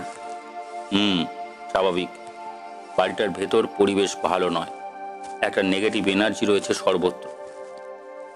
কেমন যেন একটা মন কেমন রয়েছে, গাছপালা থেকে ওই ইটের পাঁজর সব জায়গায়। অনেক দিনের অনেক অতৃপ্তি এক জায়গায় জমাট বেঁধে রয়েছে অন্ধকারের মতোই। অনেক কান্না, অনেক দীর্ঘশ্বাস, অনেক হাহাকার অলিন্দে ছড়িয়ে রয়েছে। যে রাখাল কাকার কাছে আগেই এই বাড়ির ইতিহাস শুনেছেন রামরতন, তারপর থেকেই চোখে যেন একটা ঝিলিক খেলে গিয়েছে। কিছু কিছু জিনিস সম্ভবত তিনি বুঝতে পেরেছেন, কিন্তু সবকিছুই এখনো কেমন যেন আবৃত হয়ে রয়েছে। আর সেই সঙ্গে রয়েছে একটা আতঙ্ক, একটা সংশয়। ভয় নেই সম্রাট, আমাদের কোনো বড়সড় ক্ষতি হবে না। তবে চোখ কান খোলা রেখো, আমাদের কিন্তু আপ্রাণ বাধা দেওয়ার চেষ্টা করবে সেই শক্তি। আমাদের সেই বাধা মনের জোরে কাটিয়ে উঠতে হবে। ভয় পেলে কিন্তু চলবে না। ভয় পেলে ঋণাত্মক শক্তিটা, মানে নেগেটিভ এনার্জি, কয়েক গুণ বেড়ে যাবে। তখন কিন্তু প্রতিরোধ করা মুশকিল হয়ে যাবে। সম্রাটের বুকটা কেমন যেন করে উঠল। ওর মনে পড়ে গেল আগের বার ওদের এই বাড়ি আসার কথা। মাঝপথেই প্রবালের হারিয়ে যাওয়া, সিঁড়ি থেকে নামার সময় কোনো অদৃশ্য শক্তির বাধা দান, যা গায়ত্রী মন্ত্রের জোরে আর টিকার জোরে কাটানো হয়েছিল। তারপর আচমকাই প্রবালকে খুঁজে পাওয়া, তারপর থেকেই প্রবাল কেমন যেন পাল্টে গেল। বন্ধুর কথা মনে পড়তেই গলার কাজটা কেমন যেন ব্যথা করে উঠল সম্রাটের। কোথায় আছে প্রবাল? কেমন আছে প্রবাল? বেঁচে আছে তো? প্রবাল আবার আগের মতো স্বাভাবিক হয়ে যাবে তো? সব থেকে বড় প্রশ্ন, প্রবালকে নিয়ে ওরা বাড়ি থেকে বেরোতে পারবে তো? প্রবাল কোথায় থাকতে পারে বলুন তো? রাখাল কাকার দিকে প্রশ্নটা ছুঁড়ে দিলেন রামরতন। রাখাল কাকা একটু ভেবে বলল, বলা মুশকিল। এই বাড়ির অজস্র ঘর, আর বেশিরভাগ ঘরেই কোনো আগল নেই, তাই। আচ্ছা, পুলিশ দোতলার ঘরে আলোর কথা বলছিল না, তাই তো? হ্যাঁ, তাই তো। হ্যাঁ, তাহলে কি সেখানেই? দোতলায় ওঠার সিঁড়ি কোন দিকে? ও, ওই তো ওদিকে। সিঁড়ির অবস্থা খুব ভালো নয়। ওকে, আমাদের ওপরে যেতে হবে, সাবধানে উঠতে হবে, কুইক। রামরতন এগিয়ে গেলেন সিঁড়ির দিকে। সঙ্গে সঙ্গে সম্রাট আর রাখাল কাকা অনুসরণ করলো তাকে। বাড়ির ঈশান কোণে সিঁড়ি রয়েছে ওপরে যাওয়ার, তবে অবস্থা খুব ভালো নয়। এটা অবশ্য সম্রাট আর রাখাল কাকা জানে। আগের বার ওই সিঁড়ি দিয়েই ওরা ওপরে গিয়েছিল। এই সিঁড়ি দিয়ে নামার সময়ই ভাবতেই কেমন শিউরে উঠল সম্রাট। সঙ্গে সঙ্গে রামরতনের সাবধান বাণী মনে পড়ল। নিজেকে অনেক কষ্টে সামলালো। সিঁড়ির কাছে আসতেই যেন একটা ঠান্ডা বাতাসের ঝাপটা লাগলো গায়ে, যেন একটা কুয়াশার ঘেরাটোপ ঘিরে ফেললো তিনজনকে। সঙ্গে সঙ্গে রামরতন চোখ বুজে বিড়বিড় করে কি যেন জপ করতে শুরু করলেন। রাখাল কাকা এক হাতে রামরতন আর এক হাতে সম্রাটকে ধরে একটা শৃঙ্খল তৈরি করলেন। কয়েক মুহূর্ত কাটল। সঙ্গে সঙ্গে সবকিছু আবার স্বাভাবিক হয়ে গেল। হাঁপ ছেড়ে বাঁচল সবাই। সিঁড়ি দিয়ে উপরে উঠে গেল তিনজন। তারপর লম্বা বারান্দা দিয়ে খুব সন্তর্পণে হেঁটে যেতে যেতে এদিক ওদিক ভালো করে দেখতে লাগলো তিনজন। মাঝে মাঝেই প্রবালকে নাম ধরে ডাকলো, কিন্তু কোনো সাড়া নেই। কোথাও এমন কিছু চোখে পড়ল না যাতে মনে হতে পারে যে এ বাড়িতে কোনো মানুষ রয়েছে। আর যদি থেকেই থাকে তাহলে কোথায় আছে? কোনো গোপন কুঠুরিতে আটকা পড়ে যায়নি তো প্রবাল? তাহলে তো সর্বনাশ। কোনো গুম ঘর কিংবা কোনো পাতাল কুঠুরিতে আটকে গেলে তো দম বন্ধ হয়ে মারা যাবে। সেই সম্ভাবনার কথা বলতেই রামরতন বললেন, সেই সম্ভাবনা উড়িয়ে দেওয়া যাচ্ছে না। কিন্তু সম্রাট সঙ্গে সঙ্গে বলল, কিন্তু কেন জানি না আমার মন বলছে প্রবাল বেঁচে আছে। কারণ গণনা অনুযায়ী ওর সমস্ত জীবনে আজ রাত 3টে ছাড়া আর কোনো ফাঁড়ার মুহূর্ত বা যোগ নেই। আচ্ছা কাকু, কোনো কারণে যদি গণনা ভুল, মানে আমি বলছিলাম ডিগ্রিস অফ প্রবাবিলিটি। আমার গণনা আজ অবধি কখনো ভুল হয়নি সম্রাট। তোমায় তো বলেছি, প্রবালের বাবা শশাঙ্ককেও আমি সাবধান করেছিলাম, কিন্তু ও শোনেনি। ওর জেদ, ওর গোয়ার তুমি, ওর সঙ্গে সঙ্গে পরিবারটাকেই শেষ করে ফেলল। এক্ষেত্রেও কোনো ভুল হবে না আমি নিশ্চিত। তবে কি জানো, জীবনেই প্রথম মনে হচ্ছে আমার গণনা, আমার সব আশঙ্কা যেন ভ্রান্ত প্রমাণিত হয়। কিন্তু আমি জানি তার কোনো উপায় নেই। গলাটা সামান্য কেঁপে উঠল রামরতনের। চোখ ছলছল করছে। ভদ্রলোক যে সত্যি সত্যি প্রবালকে নিজের ছেলের মতোই ভালোবাসেন সে বিষয়ে কোনো সন্দেহ নেই। অনেকক্ষণ ধরে দোতলার আনাচে কানাচে ঘুরে বেড়ালো তিনজন, কিন্তু কাউকে দেখতে পেল না। প্রচণ্ড দুশ্চিন্তা ও হতাশায় হাত ঘড়ির দিকে তাকালো রামরতন। দুপুর 12:30। হাতে আরো সময় আছে, কিন্তু এ কি? সম্রাটের গলা শুনে তাকালেন রামরতন। সম্রাটের চোখে কেমন একটা ভয়। কাকু, একটা যেন অন্ধকার, একটা। ভালো করে চারপাশ দেখলেন রামরতন। বাইরে ঝলমলে রোদ, পরিষ্কার আকাশ, কিন্তু এই বাড়ির ভেতর যেন আচমকাই ঘনিয়ে এসেছে একটা চাপ চাপ অন্ধকারের ছায়া। আলো কম, এক ভয়ের পূর্বাভাস। সম্রাট শঙ্কিত হলো। ভয়ের ছায়া রাখাল কাকার চোখেও। রামরতনের দিকে ইঙ্গিতপূর্ণ দৃষ্টি নিয়ে তাকালো। রামরতন সেই দৃষ্টির অর্থ বুঝলেন। সঙ্গে সঙ্গে তিনি ঝাঁকালেন সম্রাটকে। সম্রাট, সম্রাট!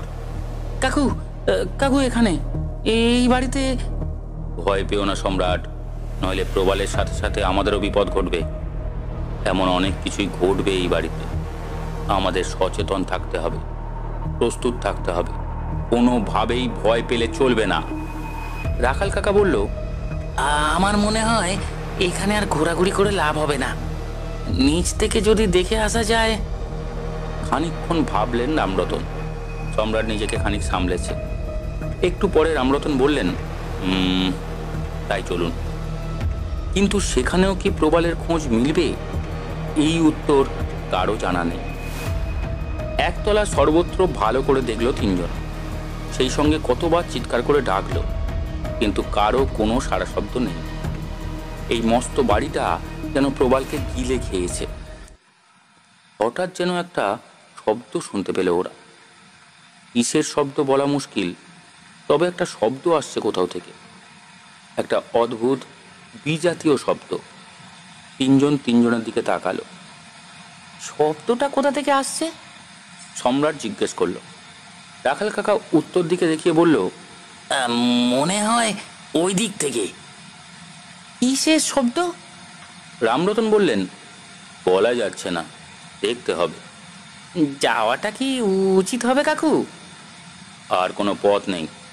শোনো, এক কাজ করো, তিনজন তিনজনের হাত ধরে এগোতে হবে, নইলে কিন্তু একে অপরকে হারিয়ে ফেলার সম্ভাবনা আছে।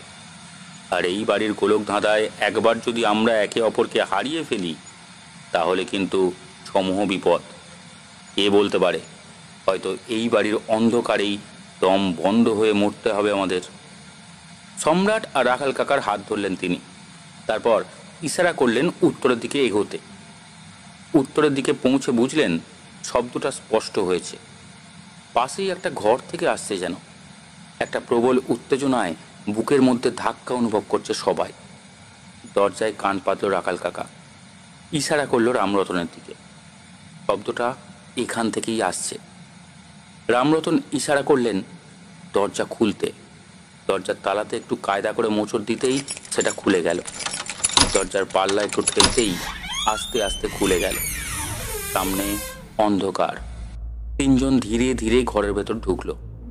সঙ্গে সঙ্গে গোটা ঘরটা যেন ধোঁয়ায় ভরে উঠল। এই শব্দটা থেমে গিয়েছে। চারপাশ এখন নিস্তব্ধ। আস্তে আস্তে তিনজনের মস্তিষ্ক অন্ধকারে ডুবে যেতে লাগলো। কিছু বুঝে ওঠার আগেই গভীর ঘুমে আচ্ছন্ন হয়ে মেঝেতে লুটিয়ে পড়ল তিনজন। বাইরে উল্টো দিকের বারান্দায় একটা অবয়বকে দেখা গেল দাঁড়িয়ে থাকতে। তার ঠোঁটের কোণে অদ্ভুত হাসি। সে আর কেউ নয়, নয়ন চাঁদ।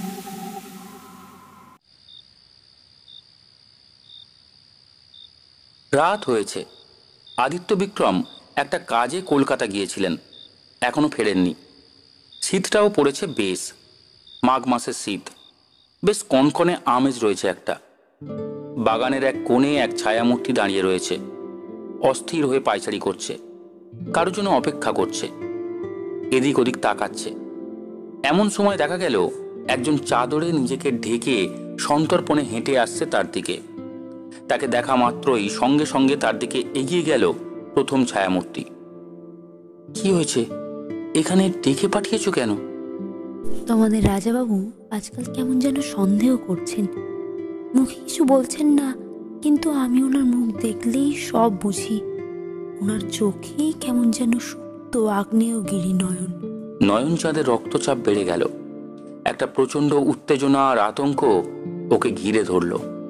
আমি আর পারছি না, আমায় তুমি বাঁচাও নয়ন, আমায় তুমি এখান থেকে নিয়ে চলো। নয়ন চাঁদ ঢোক গিলল। কি বলবে বুঝতে পারল না। পরমা এতখানি দুঃসাহসিকতা দেখাবে এটা সে ভাবেনি। কিন্তু এটা বাস্তব যে পরমা এখন অন্ধকার কুঠুরিতে বন্দি কোনো মানুষের মতোই ছটফট করছে। ও যথার্থই বাঁচতে চায়। তাছাড়া যেখানে সম্পর্কের মৃত্যু ঘটেছে সেখানে সহবাসের কি অর্থ রয়েছে কোনো? সত্যি বলতে কি, নয়নচাঁদ নিজেও বারবার চেয়েছে পরমাকে নিজের করে পেতে। তার মধ্যে যেন একটা অদ্ভুত মোহিনী আকর্ষণ রয়েছে, যা কোনো পুরুষ প্রত্যাখ্যান করতে পারবে না কখনো। কিন্তু সে জানে এ এক অসম সম্পর্ক, এর পরিণতি ভয়াবহ। কি ভাবছো? ভয় পাচ্ছ? ভয় নয়নচাঁদ পাচ্ছে। রুদ্র প্রতাপের মৃত্যুর পর থেকে সে আরো বেশি বেশি করে ভীত হয়ে পড়েছে। আদিত্য বিক্রমের সামান্য থেকে সামান্যতম কথাতেও কেমন যেন বুক কেঁপে উঠছে। নিজের কাছেই যেন নিজে ধরা পড়ে যাচ্ছে আজকাল। তবু পরমার কাছে নিজের অক্ষমতা প্রকাশ করতে চাইল না নয়নচাঁদ। আর 5 জন পুরুষের মতোই বলল, পরমা, কাজটা কি ঠিক হবে? মানে? রাজাবাবু আমাদের ছাড়বেন না। তাছাড়া উনি আমার অন্নদাতা। ওনার সাথে বিশ্বাসঘাতকতা করে উনি আমাদের ঠিক খুঁজে বার করবেন। আর তাহলে? আমি কিচ্ছু জানি না, তোমায় এবার একটা ব্যবস্থা করতেই হবে। আমি সত্যিই আর পেরে উঠছি না। আমি এবাড়ির একজন সেবক মাত্র। আমি কিভাবে? তুমি পালিয়ে যেতে চাইছো? ভয় পাচ্ছ? না না, তুমি আমায় ভুল বুঝছো। আমি... পরমার চোখে জল। আমোদ আহ্লাদ ভোগ করতে সব পুরুষই বড় ভালো রকম জানে। সেই সম্পর্ককে স্বীকৃতি দিতে গেলেই তখন জগতের সবটুকু সংশয় একত্রিত হয়। তুমিও তাহলে বাকিদের মতনই নয়নচাঁদ? নয়নচাঁদ কি বলবে কিছু বুঝতে পারল না। মাঝে মাঝে তার সত্যি মনে হয় সে এক চোরাবালিতে দাঁড়িয়ে রয়েছে, এক মস্ত ভুলের গোলক ধাঁধায় ঘুরপাক খাচ্ছে। কিন্তু পরমার মধ্যে রয়েছে এক তীব্র আকর্ষণ, তাকে অগ্রাহ্য করা অসম্ভব। পরমার বিদ্রূপ নয়নচাঁদের পৌরসে আঘাত দিল। যতখানি সম্ভব দৃঢ়ভাবে সে বলল, কি করতে হবে বলো।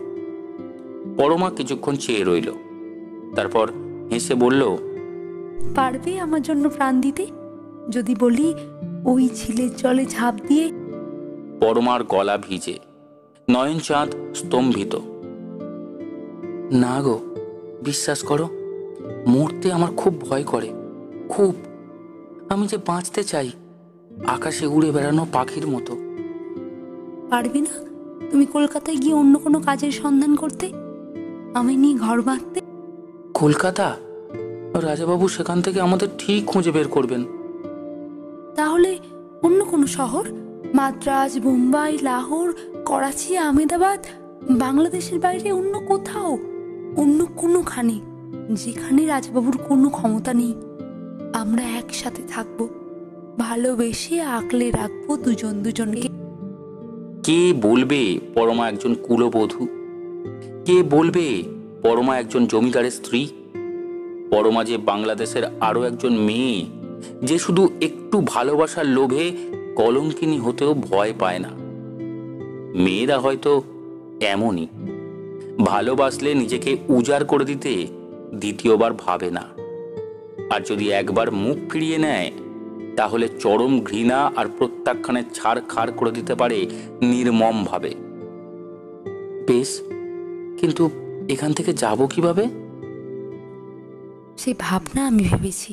শোনো, ভালো করে বলছি, আগামী সপ্তাহে 17ই মাঘ ওই দিন রাজাবাবু এক মস্ত জলসার আয়োজন করেছেন।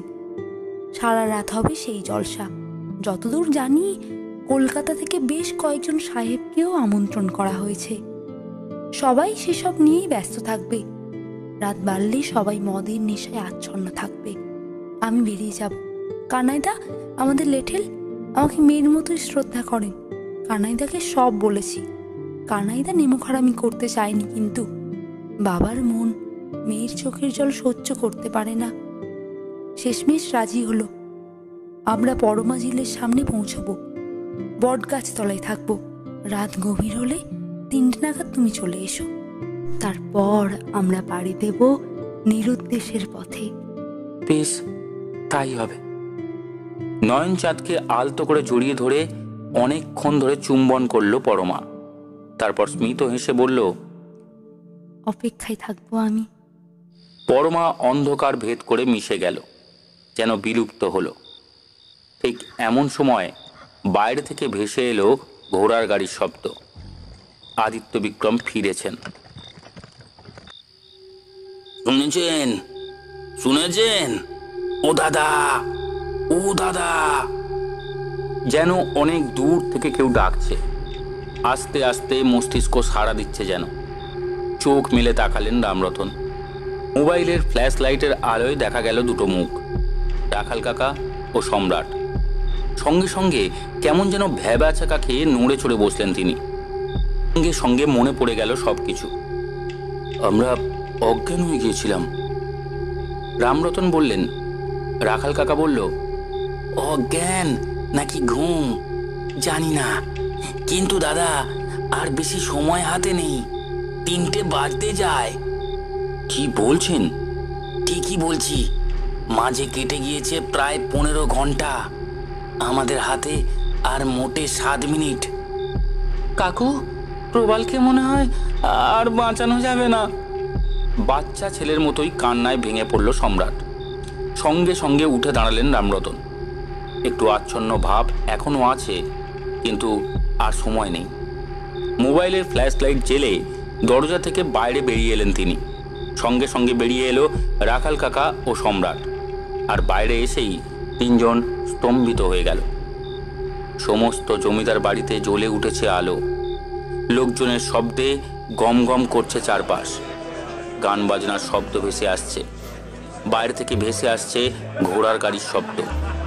নাকে আসছে জুঁইয়ের মালার আঘ্রাণ, আতরের সুবাস আর দামি স্কচের গন্ধ। 3জন স্তম্ভিত হয়ে চেয়ে রইল। কোনো মন্ত্র বলে 85 বছর আগের একটা রাত যেন জীবন্ত হয়ে উঠেছে এই বাড়িতে। জলসা ঘরে হুল্লোড় চলছে। মদের ফোয়ারা আর সঙ্গীতের মূর্ছনা মিলে মিশে একাকার হয়ে গিয়েছে। কলকাতা থেকে 2জন সাহেব এসেছেন, ব্রায়ান সাহেব আর ম্যাকফারসন সাহেব। দুজনই ইংরেজ সরকারের উচ্চপদস্থ কর্মী। স্বদেশীদের খাতায় 2জনের নামের পাশে কালো দাগ থাকলেও দেশীয় রাজা জমিদারদের সাথে তাদের ভালোই দহরম মহরম রয়েছে। কর আদায়ের ক্ষেত্রে 2জন জমিদারদের ছাড় দেন, বিনিময়ে কিছু উৎকোচ আদায় করে সন্তুষ্ট থাকেন। হেস্টিংস সাহেবের পরিণতিতে দুর্নীতি খানিকটা কম হলেও তা নির্মূল হয়নি। আসলে দুর্নীতি জিনিসটাই এমন, একবার রন্ধ্রে মিশে গেলে তা থেকে রেহাই মেলে না। এ এক মারণ নেশা। একবার জলসার আসরে গিয়েছিল নয়নচাঁদ, 2 পেগ মদও খেয়েছে। আসলে ভেতর ভেতর যে ঝড় উঠেছে তাতে একটু শান্তি প্রয়োজন, সাহস সঞ্চয় করতে হবে। আদিত্য বিক্রমের চোখের দিকে তাকাতে কেমন যেন ভয় করছিল তার। আসরে তখন ঝড় উঠেছে, সবাই গান বাজনায় মেতে উঠেছে। ফাঁক বুঝে উঠে পড়ল নয়নচাঁদ।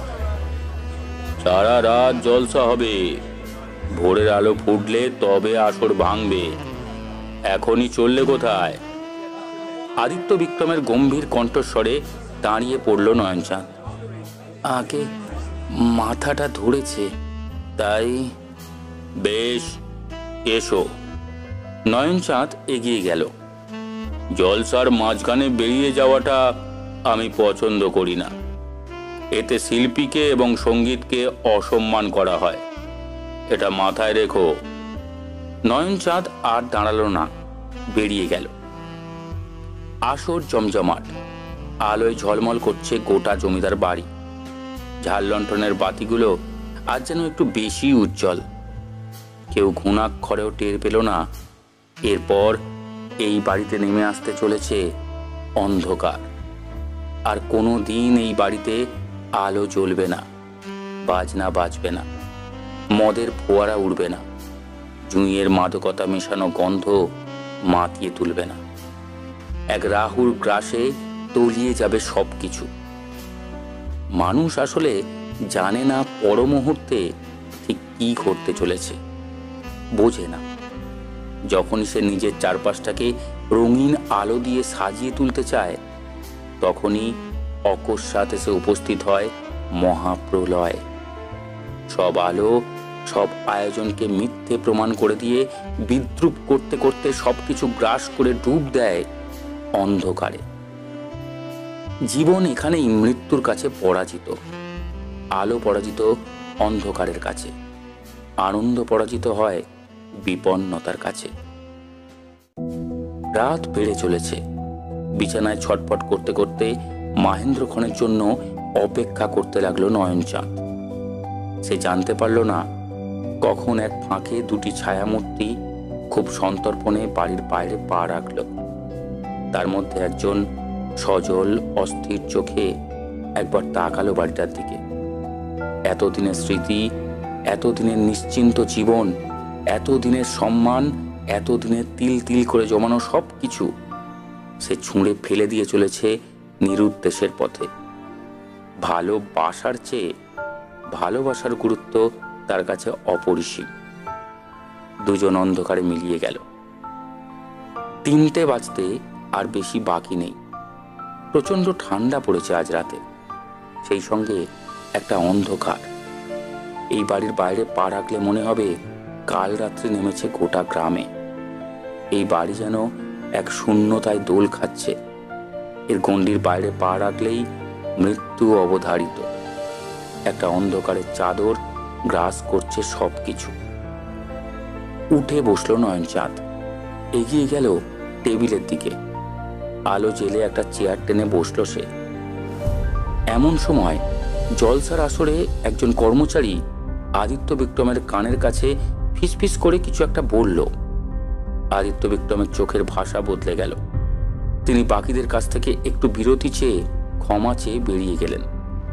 যা কোনোদিনও হয় না তাই হলো আজ। জলসার আসর থেকে বেরিয়ে গেলেন জমিদার আদিত্য বিক্রম রায় চৌধুরী। চারপাশে ঘুটঘুটে অন্ধকার, ঝিঁঝি পোকা ডাকছে, ঠান্ডা হাওয়া চাপটে ধরছে চারপাশ থেকে। বটগাছটা যেন এক রহস্য আবৃত্ত করে রেখেছে নিজের বুকে। সামনে নীলকুঠিটা দেখে মনে হচ্ছে অশরীরী কারো বাস সেখানে হতেই পারে। সেটা যেন লালচে চোখ তুলছে আর তুলে দেখছে ওদের দিকে, যেন কোনো রক্ত পিপাসু পিশাচ। কনকনে হাওয়া যেন চামড়া ভেদ করে চলে যাচ্ছে ভেতরে। কানাই ফিসফিস করে বলল, মা, রাত্রি 3য় প্রহর, সময় হয়ে আসছে। পরমার বুকের ভেতর ঢিপ ঢিপ করছে। একদিকে নতুন জীবন শুরু করার স্বপ্ন, একদিকে ভয়, আতঙ্ক আর চাপা উত্তেজনা। তবে কোনো আক্ষেপ নেই তার। মেয়েরা একবার কোনো রাস্তাকে পেছনে ফেলে এগিয়ে গেলে আর সেদিকে ফিরেও তাকায় না। পুরুষ বাধা পড়ে অতীতে। পথের ক্লান্তি তাদের ঘরে ফেরার জন্য ব্যাকুল করে তোলে। তফাৎ এখানেই। কতক্ষণ কেটেছে জানা নেই। পায়ের শব্দে সচকিত হলো দুজন। কানাই তার লাঠিটা শক্ত করে ধরল। পরমা সপ্রতিভ হলো।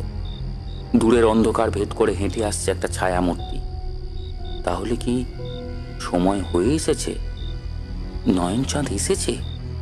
পরমা! গলা কানে যেতেই রক্ত জল হয়ে গেল পরমা ও কানাইয়ের। নয়নচাঁদ কোথায়? এ তো আদিত্য বিক্রম। অন্ধকারে কেউ কাউকে ভালো করে দেখতে পেল না। দেখা যাচ্ছে শুধু 3টে নিকষ কালো ছায়ামূর্তি। যদি দেখতে পেত তাহলে বুঝতে পারত আদিত্য বিক্রমের চোখ থেকে জ্বলন্ত অঙ্গার উৎকীর্ণ হচ্ছে। বিশ্বাসঘাতকতা তার হৃদয়কে ধাক্কা দিয়েছে। কানাইয়ের পা দুটো যেন কেউ মাটির সাথে পেরেক মেরে রেখেছে। পরমা যেন নিঃশ্বাস নিতেও ভুলে গিয়েছে।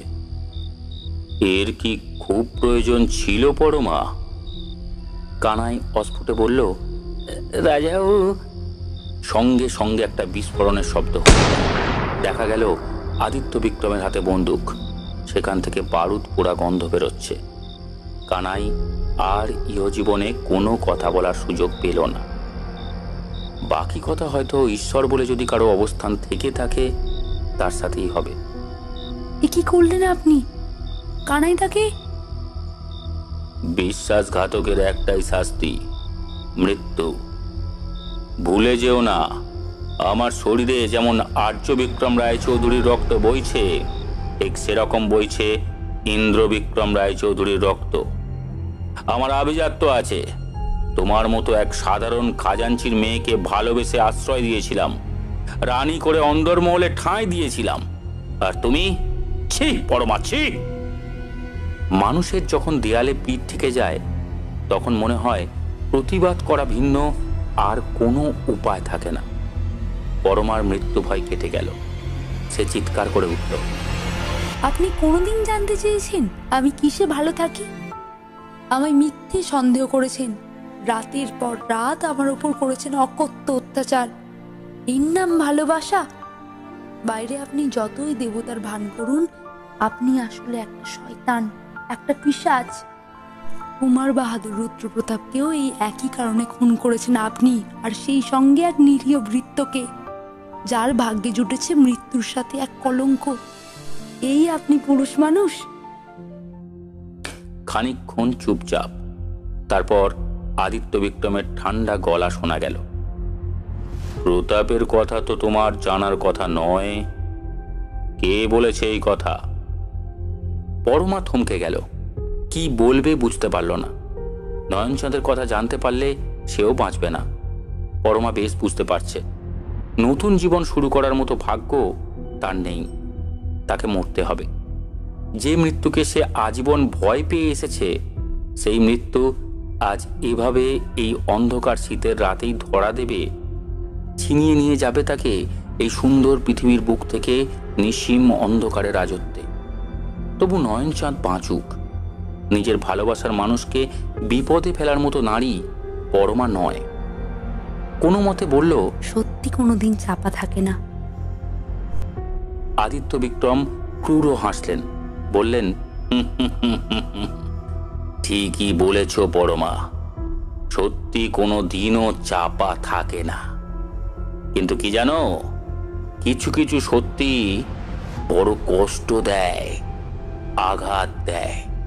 ঠিক ঠিক এইখানটাতে, এই বুকের মাঝখানটাকে ছাড় খাড় করে দেয়। কিছু সত্যি হয়তো কোনোদিন প্রকাশ না করাই মঙ্গল, কিন্তু সে তো হওয়ার নয়। নিয়তি কেন বাধ্যতে। আমি সত্যি ভালোবেসেছিলাম তোমায়। তুমি ভালো থেকো পরমা। শেষের কথাগুলো কেমন যেন কাঁপা কাঁপা শোনালো, ভিজে গেল চুপিসারে। পরমা শুনতে পেল তার বুকের ভেতরটা কেমন যেন কেঁপে উঠল। এই শেষবার। তারপর কানে গেল আর একবার বন্দুক গর্জে ওঠার শব্দ। একটা গরম শীষে তার নরম তুলতুলে বুকের একদম ভেতরে এসে গেঁথে গেল। একবার অস্ফুটে নয়নচাঁদের নাম উচ্চারণ করার চেষ্টা করল, পারল না। ব্যাস, আর কিছু মনে নেই। অন্ধকার এসে গ্রাস করল পরমার সব চেতনা, চিরকালের মতো। আদিত্য বিক্রমের চোখ থেকে জল গড়িয়ে পড়ছে।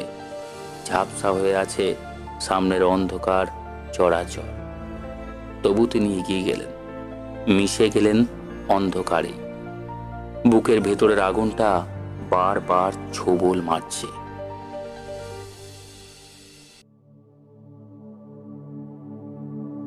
না, নয়নচাঁদ যাবে না। যে মানুষটা তাকে অন্ন দান করেছে, সে যতই খারাপ হোক, তার সাথে বেইমানি সে করতে পারবে না। তাছাড়া পরমাকে নিয়ে সে যাবেই বা কোথায়? আদিত্য বিক্রম রায়চৌধুরীকে সে ভালো মতন চিনতে পেরেছে। তিনি বন্ধুর কাছে যতখানি বন্ধু, শত্রুর কাছে ততখানি শত্রু। একবার কারো প্রতি বিরূপ হলে তার প্রাণ নিয়ে তবে ছাড়েন। নয়নচাঁদকে তিনি ছাড়বেন না, কিছুতেই না। পাতাল থেকে হলেও তাকে তিনি খুঁজে ঠিক বের করবেন। সে পরিণাম হবে আরো মারাত্মক। পরমাকে সে ভালোবাসে, তাকে কোনো বিপদের মুখে সে ফেলতে পারে না। নিজের কাছে নিজে কি জবাব দেবে? বিশ্বাসঘাতক কি কোনোদিন শান্তি পায়? কিন্তু কিন্তু পরমা, রাত তো প্রায় 3টে বাজতে চলল। পরমা কি এতক্ষণে বেরিয়ে গিয়েছে? সে তো কেবলমাত্র নয়নচাঁদের মুখের দিকে তাকিয়েই এত বড় ঝুঁকি নিয়েছে। এভাবে তাকে মাঝপথে ছেড়ে দেওয়া কি বিপদে ফেলা নয়? সেটা কি বিশ্বাসঘাতকতা নয়? মেয়েটা সবকিছু ছেড়ে সব তুচ্ছ করে শুধুমাত্র তাকে ভালোবেসেই পা বাড়িয়েছে নিরুদ্দেশের পথে। তাকে এভাবে ঠকাবে সে? না না, এ সম্ভব নয়। পরিণতি যাই হোক, সে এ কাজ করতে পারে না। ডায়েরি খুলে কিছু কথা লিখতে বসেছে নয়নচাঁদ। কে জানে কখন কি হয়। হয়তো এই জমিদার বাড়ির এত কথা কেউ কোনোদিন জানতে পারবে না। হয়তো সব চাপা পড়ে যাবে একদিন। যদি কেউ কোনোদিন এই ডায়েরি খুঁজে পায়, তাহলে হয়তো জানতে পারবে কিভাবে একজন হতভাগিনী কলঙ্কিনী হয়েছিল একদিন। হয়তো জানতে পারবে প্রজাদের দেবতা তাদের রাজাবাবু আদিত্য বিক্রম রায়চৌধুরীর একটা অন্য চেহারাও ছিল। এই সময় তো থাকবে না চিরকাল। একদিন এই 1937 সাল চলে যাবে ইতিহাসের গহ্বরে, হয়ে যাবে রূপকথা। হয়তো আজ থেকে অনেক অনেক বছর পর হয়তো এই দেশ স্বাধীন হবে। হয়তো তখন রাজা জমিদারদের অবস্থা বদলাবে। হয়তো সে এক অন্যরকম ভারতবর্ষ হবে। সেখানে দাঁড়িয়ে কেউ হয়তো কল্পনাও করতে পারবে না আজ এমন এক সময়ে এমন এক পরিস্থিতির উদ্ভব হতে পারে। তাই তাকে লিখে যেতে হবে। কার জন্য জানা নেই, হয়তো নিজের জন্যই। তারপর বেরিয়ে পড়তে হবে নিরুদ্দেশের পথে, হয়তো সর্বনাশের পথে। তন্ময় নয়নচাঁদ বুঝতে পারেনি কখন তার পেছনে এসে দাঁড়িয়েছে এক মূর্তি। হাতে ধারালো ছুরির ফলা চকচক করছে। ঢং ঢং ঢং। রাত 3টে। তাকে যেতে হবে। দেরি হয়ে গেছে। কিন্তু আর সময় হলো না। ঘড়ির কাঁটা থমকে গেল। চোখের সামনে সবকিছু অন্ধকার হয়ে গেল। রক্ত মাখা মাথাটা এলিয়ে পড়ল টেবিলের ওপর। ডায়েরির খোলা পাতায় লেগে গেল টাটকা রক্তের ছিটে। পাথরের মতো দাঁড়িয়ে রইলেন জমিদার আদিত্য বিক্রম রায়চৌধুরী। তার দু চোখে জল আর এক নিভন্ত চুল্লির শিখা। জলসা ঘরে তখন হুল্লোড় অব্যাহত। ঢং ঢং ঢং। রাত 3টে। কোথায় ঘন্টা বেজে উঠল পরপর 3 বার। চমকে উঠল প্রবাল। এ কি? এই অন্ধকার পরিত্যক্ত বাড়ি যেন কোনো এক মন্ত্র বলে আচমকাই জীবন্ত হয়ে উঠেছে। কোথায় সেই পলেস্তারা খসে পড়া পোড়া দেয়াল? কোথায় ধুলো পড়া মেঝে, ভাঙাচোরা আসবাবের ধ্বংসাবশেষ আর ঝুল, মাকড়সার জাল, পরিবৃত দেওয়াল? কোথায় সেই অন্ধকারে টিমটিম করে জ্বলতে থাকা আলো? কোথায় সেই নির্জন রহস্যময় মৃত্যু উপত্যকা? সবকিছু যে ভোজবাজির মতো পাল্টে গিয়েছে। সে এখন একটা ঝাঁ চকচকে আলো ঝলমলে জমিদার বাড়িতে দাঁড়িয়ে রয়েছে, যেন পৌঁছে গিয়েছে আজ থেকে 85 বছর আগের কোনো এক অভিশপ্ত রাতে। সঙ্গে সঙ্গে ওর মনে হলো ওর আশেপাশে অনেক লোক রয়েছে। ও টের পাচ্ছে, কিন্তু কাউকে দেখতে পাচ্ছে না।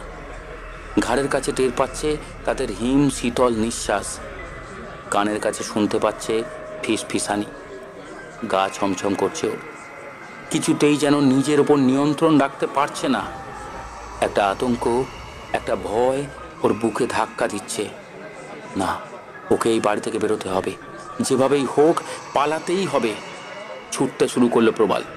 পেছনে যেন সবাই হাসছে, বিদ্রূপ করছে, কিন্তু ওকে পালাতে হবে। অন্ধের মতো ছুটে পালাতে শুরু করলো। বারান্দার পর বারান্দা পেরিয়ে এলো মেলোভাবে ছুটে চলেছে। ছুটতে ছুটতে ছুটতে ছুটতে আচমকা সামনে ওটা কি? এগিয়ে গেল প্রবাল। সঙ্গে সঙ্গে চমকে উঠল। রক্ত ভেজা মেঝেতে পড়ে রয়েছে এক নারীর মৃতদেহ। পরনে দামি পোশাক, বুকের বাঁদিকে একটা বুলেটের ক্ষত। এই কি পরমা? কিন্তু একে যেন কোথায় দেখেছে প্রবাল।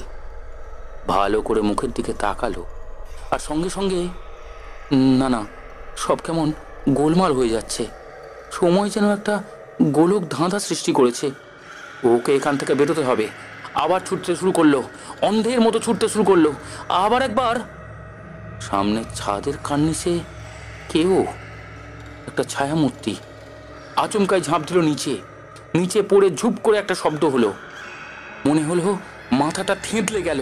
ছুটে গেল প্রবাল সেদিকে। আদো অন্ধকারে দেখতে পেল লাল আলখাল্লা পরনে এক বৃদ্ধ লোক, জীর্ণ চেহারা, মরে পড়ে আছে। কে এই লোকটা? কে যেন মাথার ভেতর বলল, আদিত্য বিক্রম। আদিত্য বিক্রম? তার মানে? ওর দম কেমন যেন বন্ধ হয়ে আসছে, কানে ভেসে আসছে হাসির শব্দ। পালাতে হবে, পালাতে হবে। ছুটতে ছুটতে একসময় আর দম পেল না প্রবাল। বাইরে যাওয়ার রাস্তাটা কিছুতেই খুঁজে পাচ্ছে না ও। বুঝতে পারল বাইরে যাওয়ার রাস্তা খুঁজে পাওয়া আর সম্ভব নয় ওর পক্ষে। হয়তো এখানেই ওর মৃত্যু অবধারিত। বারান্দার এক কোণের একটি বড় আয়নার সামনে দাঁড়িয়ে আছে ও। বেখেয়ালে সেদিকে চোখ পড়ল প্রবালে। এ কি?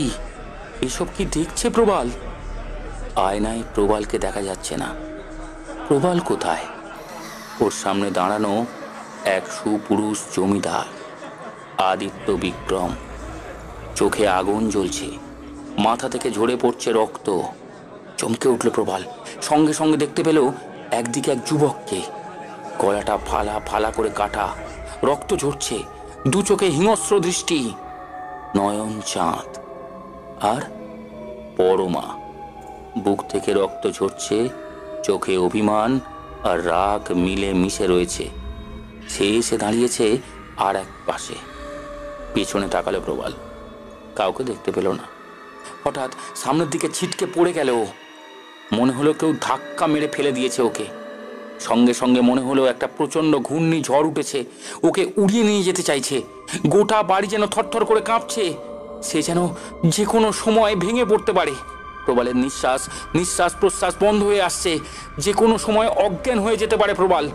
ও বুঝতে পারছে একবার জ্ঞান হারালে আর কোনো দিন জ্ঞান ফিরবে না ওর। মনে পড়ল রামরতনের ভবিষ্যৎবাণী। সঙ্গে সঙ্গে ফুলের জন্য পকেটের দিকে হাত বাড়ালো প্রবাল। নেই, কোনোভাবে কোথাও পড়ে গিয়েছে সেটা। অন্ধকারে ডুবে যেতে শুরু করেছে প্রবালের মস্তিষ্ক। কানের কাছে অজস্র লোকের রক্ত জল করা হাসি। প্রবাল বুঝল মৃত্যু আর বেশি বাকি নেই। একেবারে অন্ধকারে ডুবে যাওয়ার আগের মুহূর্তে প্রবাল বুঝতে পারল একটা হাত ওকে শক্ত করে ধরে ফেলেছে। তারপর সব কিছু হারিয়ে গেল অন্ধকারে।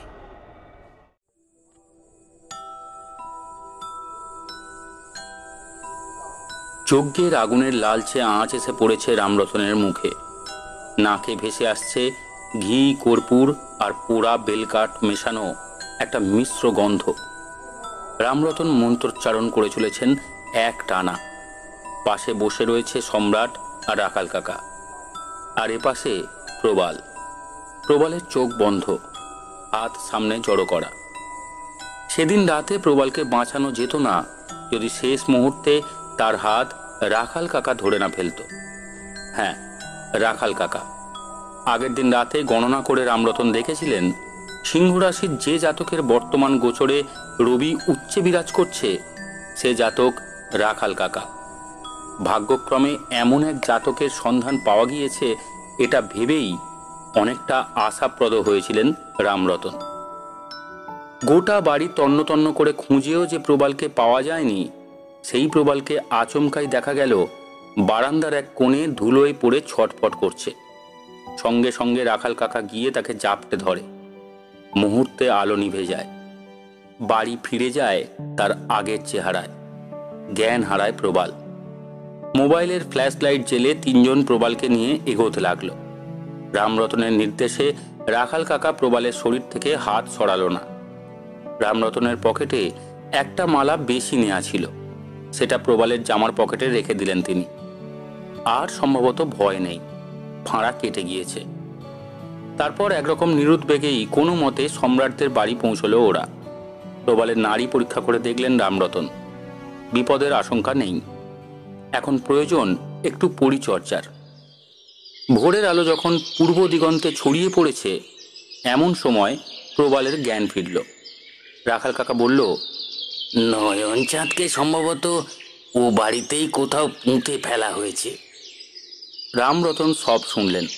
তারপর বললেন, ও বাড়িতে অনেক রক্ত লেগে আছে, অনেক আত্মা এখনো ওখানে ঘুরে বেড়ায়।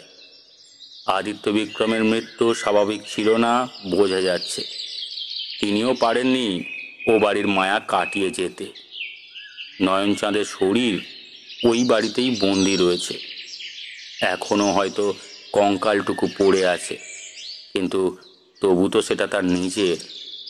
আর পরমা আজও ক্ষমা করতে পারেননি আদিত্য বিক্রমকে। বারবার তিনি ফিরে আসেন নয়নচাঁদের কাছে। আজও ওদের সবাইকে শান্তি দিতে হবে। সম্রাট অবাক হলো। কিভাবে? শ্রাদ্ধ করতে হবে। কি দরকার এসবের? প্রবাল বেঁচে গিয়েছে, এই তো অনেক, আবার এসব? প্রবাল বেঁচে গিয়েছে এ আমাদের সৌভাগ্য, কিন্তু একটা কথা বলো তো, যে মানুষগুলো দশকের পর দশক ধরে ওই বাড়ির ইটের পাঁজরে বন্দী হয়ে আছে, তাদের মুক্তি দেওয়ার কি কোনো প্রয়োজন নেই? কিছু বলল না সম্রাট। প্রবাল বলল, কি করতে হবে বলুন, করব। বিশেষ কিছু না, একটা বিশেষ যজ্ঞ করতে হবে ওখানে। সম্রাট অবাক। ওখানে মানে ওই বাড়িতে? হ্যাঁ, যজ্ঞ প্রায় শেষের দিকে।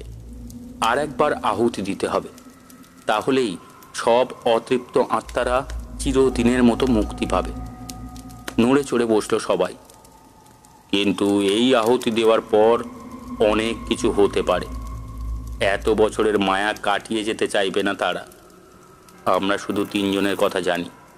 তাছাড়া কানাই, সেই ভৃত্য যার নামে রুদ্রপ্রতাপকে খুন করার অপবাদ দেওয়া হয়েছিল। এছাড়া আরও কত মানুষের আত্মা কত দশকের পর দশক ধরে শতাব্দীর পর শতাব্দী জুড়ে এই বাড়িতে বন্দী হয়ে আছে, তা আমরা কেউ জানি না।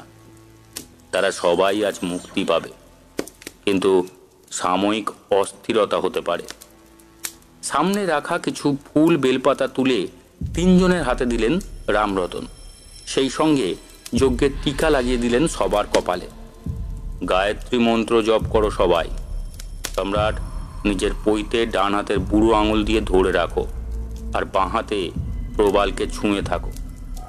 রাখালদা, আপনি সম্রাটকে ছুঁয়ে থাকুন। একটা কথা বারবার বলছি, কেউ কোনোভাবেই ভয় পাবে না, কেউ কারো স্পর্শ ছাড়বে না। সেই মতো সবাই বসল। সবার হাতে ধরা ফুল বেলপাতা। তৈরি হও। মন্ত্র পড়তে পড়তে শেষবারের মতো আগুনে আহুতি দিলেন রামরতন। ধোঁয়ায় ভরে গেল চারপাশ। কেউ কাউকে দেখতে পাচ্ছে না। সেই সঙ্গে হঠাৎ করেই যেন গোটা বাড়ি কাঁপতে লাগলো। মনে হলো যে কোনো সময় এই বাড়ি পড়ে যাবে। রুদ্ধশ্বাস উত্তেজনায় দাঁতে দাঁত চেপে সবাই গায়ত্রী মন্ত্র জপ করে চলল। মনে হলো ওদের চারপাশে যেন অনেক চিতা দাউ দাউ করে চলছে। নাকে ভেসে আসছে স্যাঁত স্যাঁতে গন্ধ। এমন বেশ কিছুক্ষণ চলল। কতক্ষণ তা জানা নেই। আস্তে আস্তে সব থেমে গেল। মিলিয়ে আসতে লাগলো ধোঁয়ার আবরণ। রামরতন বললেন, যজ্ঞ সম্পন্ন হয়েছে। এখন থেকে এই বাড়ি আর 5টা পরিত্যক্ত বাড়ির মতোই হয়ে গেল। প্রবালেরও আর কোনো ভয় নেই। সবার বিদেহী আত্মা মুক্তি পেয়েছে। ধোঁয়া মিলিয়ে যাওয়ার আগে প্রবাল দেখল একটা নারী মূর্তি ওর দিকে চেয়ে আছে, চোখে জল। আস্তে আস্তে যেন ওকে বিদায় জানিয়ে মিশে যাচ্ছে মহাশূন্যে। পরমা। চোখ থেকে জল গড়িয়ে পড়ল প্রবালের, নিজের অজান্তেই। অনেক পরে সম্রাট একটা প্রশ্ন করেছিল রামরতনকে, আচ্ছা কাকু, প্রবালের এমন কি অপরাধ ছিল যে কারণে ওকে কোনো এক অশরীরী গুপ্তঘাতক শেষ করে ফেলতে বদ্ধপরিকর ছিল? একটু ভেবে রামরতন বললেন, জানি না, প্রবাল হয়তো জানতে পারে। আর যদি না জানতে পারে, যেটা স্বাভাবিক, তাহলে এই উত্তর হয়তো আর কোনোদিন পাওয়া যাবে না। সম্রাট বলল, কি রে প্রবাল, তুই কিছু বুঝেছিস? প্রবাল মাথা নাড়ে। না, ওর কিছু মনে নেই। এই ঘটনার পর কেটে গিয়েছে কয়েক মাস। শ্রাবণের এক সন্ধেয় পুণ্য লগ্নে ঋতজার সাথে বিয়ে হলো প্রবালের। হ্যাঁ, প্রবাল আর আপত্তি করেনি কোনো, কারণ প্রবাল জানে একটা অদ্ভুত হ্যালুসিনেশন নিয়ে এত বছর কাটিয়েছে ও। পরমাকে কেন ওর এত চেনা লাগছিল সে উত্তরও ওর জানা। যেমন ও জানে ঠিক কোন অপরাধের শাস্তি ও পেতে চলেছিল, কেন ওর নিয়তি বারবার পলাশপুরের রায়চৌধুরীদের কাছে টেনে নিয়ে চলেছিল। পারমিতা বলে কেউ কোনোদিন ছিল না, সুমন্ত বলেও কেউ পারমিতাকে বিয়ে করেনি। এত বছর পর সে ভুল ভাঙল, কারণ এখন মুক্তি পেয়েছে পরমা, মুক্তি পেয়েছে নয়ন চাঁদ, মুক্তি পেয়েছে প্রবাল নিজেও। সমস্ত দুর্ভাগ্য ও দুঃসময়ের অবসান ঘটেছে। এখন ও শুধুই প্রবাল। গত জন্মের আদিত্য বিক্রমের অপরাধের বোঝা আর হতাশা, একাকিত্বের হাহাকার আর কোনো দিন ওকে বয়ে বেড়াতে হবে না। শেষ হলো অভিষেক দেবরায়ের লেখা উপন্যাস অভিশপ্ত জমিদারি। আমরা এই গল্পটি নিয়েছিলাম প্রতিলিপি অ্যাপ থেকে। এই গল্পটির আসল নাম ছিল ডায়েরির পাতায় রক্তের ছিটে। কেমন লাগলো আপনাদের এই গল্প কমেন্ট করে জানাবেন। আর যদি ভালো লাগে, আর সেই সঙ্গে যদি ভালো লাগে আমাদের গল্প পাঠ ও উপস্থাপনা, তাহলে সাবস্ক্রাইব করতে ভুলবেন না Bengali story station. Bengali story station, your story partner. আগামী সপ্তাহে আরও একটি রোমাঞ্চকর গল্প নিয়ে হাজির হবে বেঙ্গলি স্টোরি স্টেশন। আজকের মতো ধন্যবাদ।